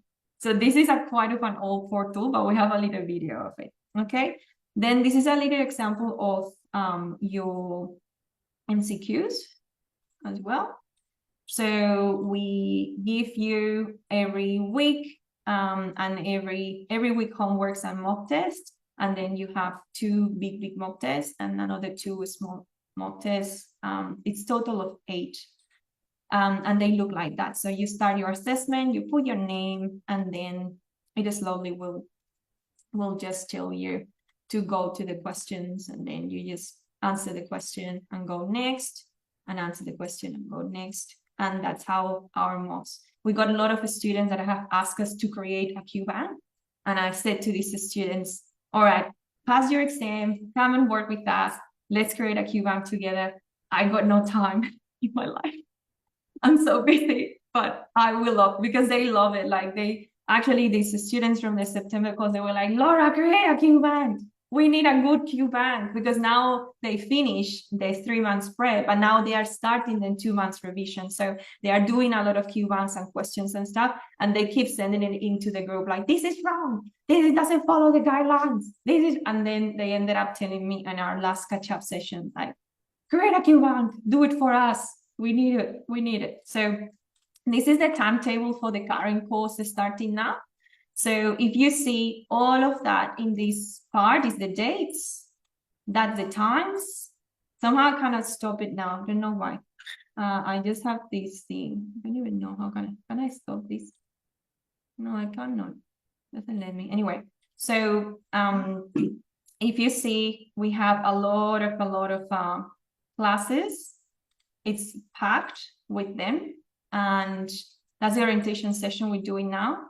On Monday, we're going to have an introduction and answers and questions for our students. And the first official class will be Monday, the 3rd of February with Pneumology Part 1 with Dr. Wajiha, as you see there. Then we have an ECG session, ENT, ophthalmology, MCQs. Everything in yellow is recall-based sessions and MCQ sessions, etc., which is very good. I'm just gonna 1 second see this card. Let me see if you guys can have a look at this, because I want to show you, I want to be able to control the timetable, especially for the students, to be able to, yeah, perfect. So if you see here, this is our first week. So guys, for all of you students, remember, we have a first. Today is the orientation session on Saturday. Then on Monday, we have our intro section, which is super important because there we'll talk about everything you have to know, how to navigate the portal, and everything. So during this week, this is called admin week, all right? We get everyone into the portal, all right? To get you into the portal, you have to have signed your copyright agreement, okay? And then send it to us. And then our first class officially will be the 3rd of February. We are almost booked, like we almost have 100 students. And I think that's all. We cannot accept more than 100 students because it becomes too much for us. Normally the classes are 40 to 50 students initially on live classes, and then everyone starts to, depending on how they're doing, they start to just watch the classes online, or they watch them live, and then we end up having 20 to 30 students at the end of the course. That's normally what happens. But initially, we have a lot of students attending the live classes, so we cap it at 100, and we are about to reach that number. But if you see, you still have some time for those interested to join. Your first class will be Pneumology Part 1 by Dr. Wajiha on Monday at 6. Okay, so let me see what I got next here. Okay, so just have a look at the slides. So these are the slides and how they look like. We have decided to make sure that we provide the best quality teaching as we can for medical education in Australia. So we are really focused on providing high standard, and we are very open to feedback and changing. So we work really closely with that, and our tutors are amazing. They do the best job. So for example, this is from the orthopedic classes. For neurology class, I'm not sure where I got this back pain block, but if you see, we include all of our 3D videos from our anatomy app that we have teaching rights for. We include all the stuff, all the images, and this is, for example, a sample of how the classes look like for you. But this is me there looking very happy in my farm. This is when I used to live in our little farm, and that's one of the orthopedic classes. And then we got YouTube videos and amazing summaries that we've done for you, so you don't have to think and waste time on that, especially the knees, you know, all of those questions about the knee and the knee pain, and it's all done there. And like that, we cover absolutely everything, everything for the course and everything that is new. We offer always revision sessions for the students, in which at the end of the course, if you send us a list of the tutors and or the students send us a list of those new topics they want us to cover, one of our tutors does a complete new revision session with everything that is coming new, because by the time you finish the course, it will be 3-month thing, right? So for you guys that are starting in Jan, welcome. Remember that we have sent you the welcome pack and the timetable. The portal access will be given during the admin week, and the first live classes in February 3rd. And remember that you have access to all recordings. No matter where you are in the world, you have access to all the recordings, all the slides, all the guidelines, and everything for 5 months. If you need more time, we offer as well extensions, and we offer also discounts only to our students if they want to repeat the course again. We have, I think, 7 students that decided to repeat the course again because they had issues during their preparation and they couldn't complete things and their lives were very busy. And now they are starting again, but we offer discounts, but only for our students or former students. All right, so now to finish, we're going to do some MCQs. And Dr. Wajiha, which is best, all of you guys are the best. But today, Dr. Wajiha is going to do her magic. She's wonderful. You can tell that I really, really appreciate her. And I'm very proud of her as well. So she's going to share with us some MCQs recall-based, which is what you should get if you're actually in a study program. You should not get full down recalls. Okay, so let's get you started, Dr. Wajiha, and I'll, if you want, I can just, if you tell me I can just move, or yeah. Okay, all right. So this is how we usually do our questions, both during our live classes and in our recall-based lifesaver courses as well. We usually pick one of you to read the scenario. The purpose of picking one of you to read the scenario is not to actually put you under any kind of pressure that you have to answer the question as well. It's just to engage you guys in the class.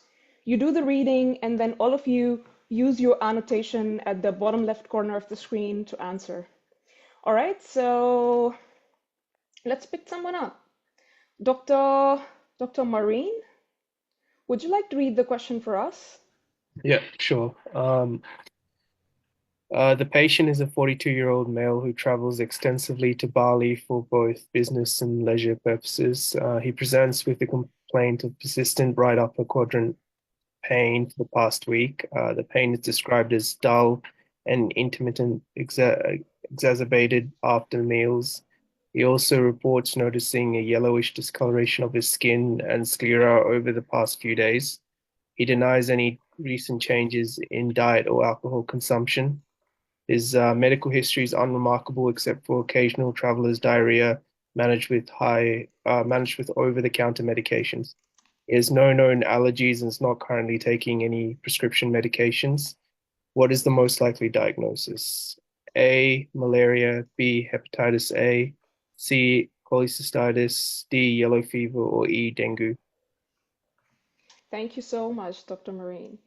So Dr. Laura has given you heaps of tips about the exam itself. We usually do give you tips as we discuss the questions. I usually always ask the students to do 3 things before actually picking up your answer. The first thing is identify the main problem in the scenario. It's very important that you know that what is it that the AMC is trying to ask you. That's the first thing. So for this particular scenario, it's a scenario about jaundice in a traveler. It's a very hot AMC topic. They give you a traveler who has traveled to some areas, probably a third world country, where you don't have a lot of access to clean drinking water and where you potentially are exposed to mosquitoes. So it's a very classic and very hot topic in AMC. And they would then give you some specific clues. So the first part is for you to identify what the question is about. In this particular instance, it's a question of a jaundice in a traveler. The second thing is identify what they are asking, right? So are they asking diagnosis? Are they asking the next step? Or are they asking any investigations? In this particular instance, for example, they're simply asking us, what's the diagnosis?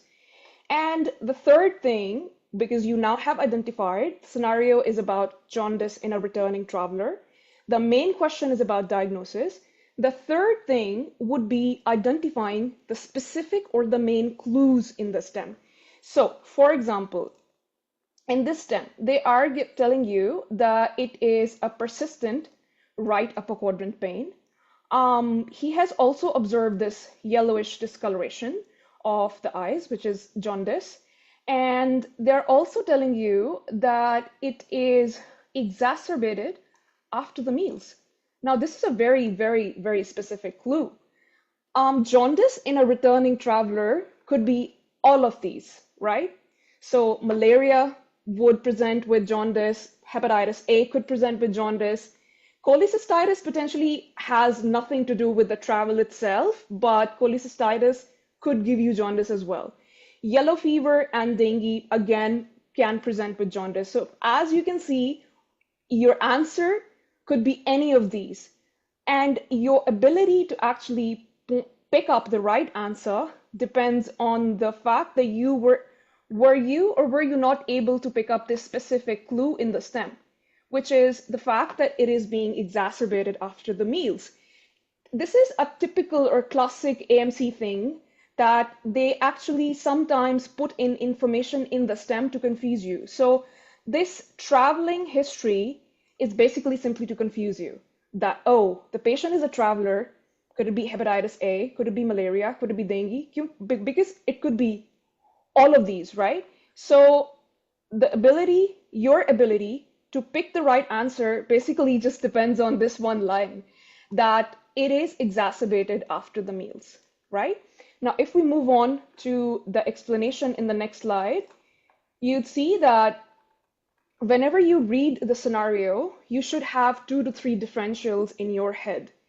And one of the ways by which you can solve these questions is by actually excluding the wrong answers, which I always find really easy, because if you don't have any specific clues about a specific differential, for example, let's talk about malaria. So if it's a scenario about malaria, they would give you something potentially like fever, right? So these symptoms, they have been taken from the CDC guidelines. We also have this triad, this diagnostic triad, which is in your John Murtagh, that tells you that anyone who has fever with chills and headache, you have to think about malaria. So from all of this, we do come to the conclusion that if you don't have fever in your stem, this is a particular clue for malaria in a traveler who's returning from endemic areas. If you don't have that, then maybe the malaria would be lower down in your list of differentials, right? What about hepatitis A? So hepatitis A, again, could be a traveler returning from an endemic area, but whenever they give you the scenario of hepatitis A, because the natural course of the history is such that we do have a prodromal period before the jaundice actually appears. So it's not that a patient would suddenly one day wake up in the morning and would have the yellowish discoloration of the eyes and it's hepatitis A, because the patient would have all these features of a lot of nausea and vomiting. That's usually what that's the easiest way to remember it. So it's a lot of GI symptoms. And then after that, the patient develops diarrhea. So the patient has this prodromal period. And after that, the patient has this icteric phase in which the yellowish discoloration of the eyes appear. That also does not fit into the description of our patient who just has diarrhea without any GI symptoms. So if we move on to the next slide, you'd see that when we talk about yellow fever, one of the very particular clues about yellow fever is going to be a very high-grade fever. All right, so it's going to be a patient that has very high-grade fever. There could potentially be other symptoms like vomiting, headache, backache, generalized muscle symptoms, for example. And the patients could have bradycardia as well. So jaundice is going to be after all these symptoms, right? Usually the patients with yellow fever have a primary illness in which they do develop a really high-grade fever along with a lot of other symptoms. And in the secondary phase of the illness, they then develop the jaundice, which again does not fit into the description of our scenario. So we're not thinking about yellow fever here. If we move on to the next slide, you'd see that finally for dengue, I usually tell all my students that it's going to be, it's because it's called break bone fever as well. These are going to be patients who have a lot of joint pains, literally breaks your bones, right? And one other very particular clue about dengue is going to be retroorbital pain, so pain behind eyes. is another very specific clue. Whenever they give you this retroorbital pain, or whenever they give you a lot of joint aches, along with jaundice, potentially, the patient could have jaundice as well. The patient could have all other features mentioned in the stem, but because we don't have any specific clues for dengue in the scenario, we're not going to think about dengue for this patient. So if we move forward, so we are going to now exclude all of our wrong answers. Malaria, why is this not our option? The patient is not febrile, so we're not thinking about this. Hepatitis A, this would be a patient who would be coming back from the endemic areas, would have prodromal symptoms before the jaundice appears. We don't have that description in the scenario, so we're not thinking about hepatitis A. Yellow fever, again, it's going to be in the primary phase of the illness, very high-grade fever, along with a lot of other symptoms. And in the secondary phase of the illness, you'd see the jaundice. And dengue, again, it's a bone-breaking fever. The patient would have joint pains and retroorbital pain, some other specific clue about dengue. So this is how, based on the lack of these specific clues in the stem, are we excluding all the other options? And the only option that we are left with is cholecystitis. And also, because the pain is exacerbated after meals, which is, again, a very specific clue about cholecystitis. So this is how we solve our questions both in the class and in the Lifesaver as well. We do talk about the potential alternatives that you might see in the exam as well. But I think that discussion should be for the classes. So let's just move on to, I think we have another question. So at the end of it all, we're going to give you these very high yield tips for the exam, right? So whenever there's paradoxical fever, a fever that's coming and going, along with headache, could be with or without the right upper quadrant pain and jaundice, you have to think about malaria. Whenever they give you fever, bradycardia, it's going to be a high-grade fever along with bradycardia. Think about yellow fever. Again, fever, retroorbital pain, along with a lot of joint pain, that's your dengue scenario. And the patient with hepatitis A would potentially be a patient who would have fever, would have a lot of prodromal symptoms before the jaundice phase, before the icteric phase.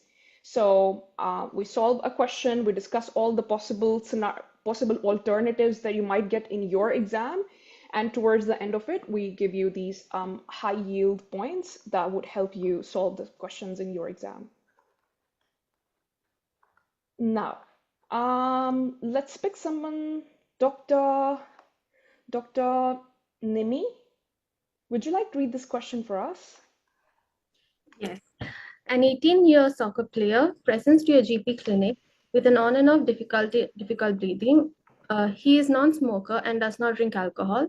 He reports having developed noisy breathing during a game 3 months ago and tells you that he was given an inhaler after his symptoms improved with its use in the ED. He admits that since he got better after leaving the ED, he has not been using the inhaler and did not do a follow-up with you as he had been advised. What is the most appropriate next step in management? Option A, bronchial provocation test. B, advice to keep using salbutamol when symptoms develop. C, refer for spirometry. D, spirometry 4 to 6 weeks after treatment with fluticasone. E, twice daily PEF measurement. Thank you so much. Thank you, Doctor. Now, again, let's go through our 3 steps of solving all these questions. What is the main problem in the stem? What is the scenario about? So it is about the variable respiratory symptoms, right? They're giving you a patient who has on and off difficulty in breathing, right? It's variable, it comes and goes, right? The second thing is, what are they asking? Are they asking about diagnosis? Are they asking about investigation or management? So they're simply asking, we have this patient who had an episode while he was playing football that got resolved in the ED, and he was advised to do a follow-up with his GP, which is you. He did not do that, right? And they're simply asking you, what is it that you are going to do next for this patient, for this particular problem that he has, right? Now, what are some of the clues in the stem? So they tell you the first clue is the main problem itself. So the nature of his problem is not a constant one. It's coming and going, right? So it's variable respiratory symptoms. He's a very young patient, right? And another very important clue would be this noisy breathing. Could anyone tell me what this was? What was this noisy breathing episode that he developed during that game? Anyone? Okay, so that is wheezing, right? Somebody has written asthma. Good. That is what you should be thinking about in this patient.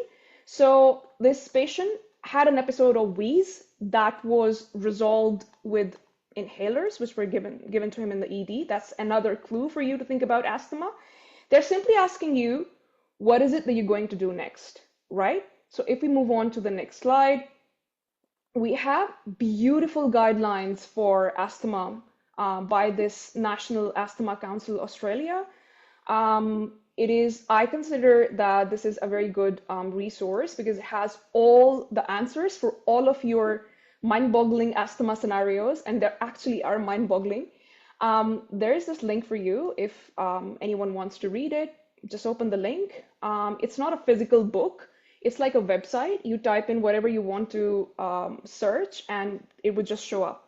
So if we look at this algorithm, which is by the National Asthma Council, they are telling you whenever you have a patient who has variable respiratory symptoms that suggest that it could be asthma, what's the first thing that you do? You take a full elaborate history and you perform physical examination. If both of these things suggest that it could be asthma, the very next thing that you're supposed to do is perform spirometry in this patient. All right? And if we have a specific criteria for the diagnosis of asthma, all right, if that criteria is met, then yes, this patient would get a diagnosis of asthma. If, for example, the history and physical examination does not suggest that it's asthma, then you would investigate for potentially other causes. And we have this other scenario that potentially could be asked, is that when the spirometry findings are not 100% suggestive of asthma, in that scenario, are we going to consider this bronchial provocation test? So the bronchial provocation test potentially is never going to be your answer for most of the asthma diagnosis in your exam, because for you to ever consider performing a bronchial provocation test, you actually need to have done all of this: thorough history, physical exam, you have performed spirometry, you have potentially investigated other causes, and all of the diagnostic evaluation has not given you your answer.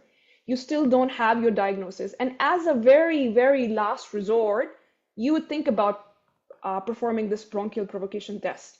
All right, so it's a last resort thing. As a result, potentially never going to be your answer for asthma scenarios in the exam.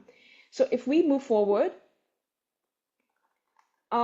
again, these are going to be your high yield exam tips. This one, please don't pick it up unless they specifically tell you in the exam that this patient has been extensively evaluated and we still don't have the answer.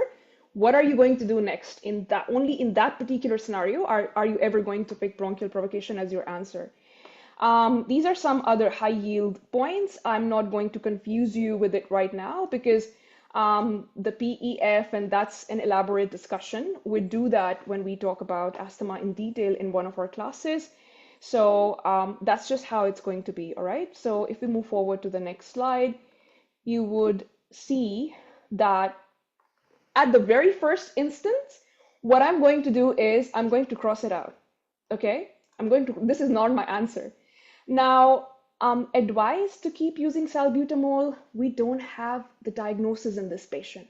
we first need a diagnosis in this patient for us to decide a management strategy, right? They're just giving us, he had an episode of noisy breathing that happened 3 months ago. And after that, ever since, he's been having difficulty breathing on and off. We don't know, although we're thinking about asthma, but we're not going to give him any management plan before we actually diagnose the condition itself. So because we don't have the diagnosis, we're not sort of like giving him any sort of management at the moment. Spirometry 4 to 6 weeks after treatment is, again, could be your answer, but this is only going to be your answer when you perform an initial spirometry and you have the spirometry results. Somebody's mic is on. Doctor. All right. Okay. That happens sometimes, but that's all right. This could be your answer, but this would only be your answer for cases in which you did perform a spirometry and your spirometry results were not 100% suggestive of asthma.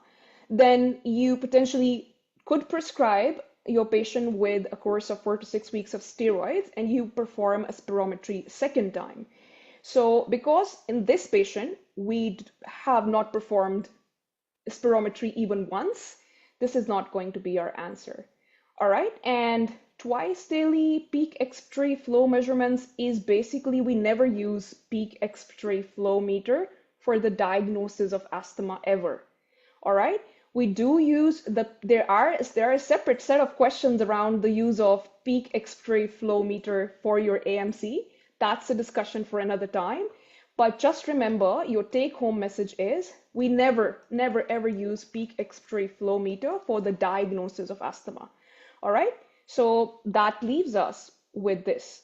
This patient needs to have a diagnosis for us to give him a management plan. That is why this patient requires referral for spirometry in the first instance. All right? Thank you. No worries, no worries. Before saying anything else, there was this beautiful picture at the beginning in which everybody is just starting for the race. I just have this one. I just have one little comment on this picture, which is it is a race like no other race in the world, because as Dr. Laura has pointed it out, if you do this race while holding each other's hands, your chances of success are much, much higher than if you were to, sprint at your own. So please don't study alone. Always study in groups. You would realize the importance of it once you actually sit your exam. Thank you so much. That was wonderful, Dr. Wajiha. Thank you so much. And thank you so much, everyone.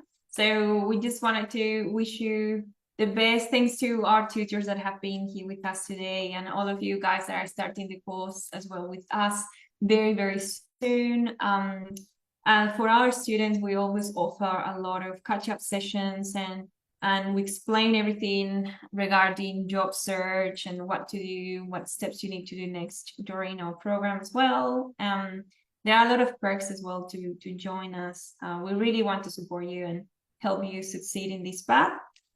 We only have 2 more spots left at the moment, just 2 to join the course. So we're gonna be closing very, very soon. If you want to join the course and we have closed, which I'm expecting will be very soon, send us an email with your request and we will talk to you directly, and we're just gonna check case by case as well. Okay. As I said, we've done it. You can do it. We think that no matter what you do, you should just make sure you study well. No matter what you do, what you choose, how you prepare, but do it well, because it's going to be very beneficial for your future. We are here to support you. As you know, we really support our students. We really love to be included in your path as we do. And yeah, perfect. Just wanted to do a mention. So I did got engaged, but I've been married for 10 years, just to let you know. And this is because, yeah, we married very young. We've been together for 12 years now, 13 is gonna be. But Clancy decided to finally propose and give me a ring this year. So that's my engagement, and then we're gonna have a beautiful party at some point. But after marriage, it's gonna be like an 11-year wedding anniversary wedding. So just to clarify that, and yeah, we love to learn and create a fun environment. You're never gonna see me serious at all. Learning has to be fun. We love to have easygoings and relaxed sessions, but really good quality. And we have to provide that for you. And as I said, our courses are tailored to our students and to our groups. Whatever you guys ask us as well, we try to make it possible for you as well. So thank you so much for being here. As you see, we have gone to 2 hours and 32 minutes, and all of 4 teachers are here too. But we don't care. We do these 3 times a year, so we better just get a lot of information. And Clancy is doing a great job here, answering all your questions in the chat like crazy. Yeah. So if you have more questions as well, drop them in the messenger for Emergency Focus, in the email for Emergency Focus, or DLM Education. We'll get back to you. Good luck in your future. Good luck in your journey. Welcome to our students on Monday. You can do it. Life is good here in Australia. Come, please. We need you in rural regions. I don't have enough accidents. I need more. I'm very stressed out. Please make sure you get through that and you come and work with me. Please, I need help. Hello. Yeah. Anyone want to say something? Yeah, yes, ma'am. Ma'am, actually, we are a foreign medical graduate. Oh, good. Baru, yeah, actually, can we come to Australia like without writing our in India without writing FMG exam after graduating from foreign college? No, 4 year. Dr. Nadia, can you answer this question? I think you know a bit more about this. Hello, my name is Dr. Nadia. I'm also a part of Emergency Focus. Since last May. She's the best. She's really good. No, Dr. You're just being very kind. So actually, for answering that question, if you are an Indian national, that is, you are an Indian citizen, and you have done your medical education from a different country, for say Russia, China, or Armenia, or whatever those countries are, the problem with that is after finishing your internship, if you do not have registration in those countries. For example, I have come across many people, they have graduated from Russia, but they don't have the registration to work in Russia as a medical officer. So when you apply for jobs in Australia, even if you get a resident medical officer position, when you apply to APRA will ask for something called the good standing certificate. And you are not able to provide for it because you're not registered in any country.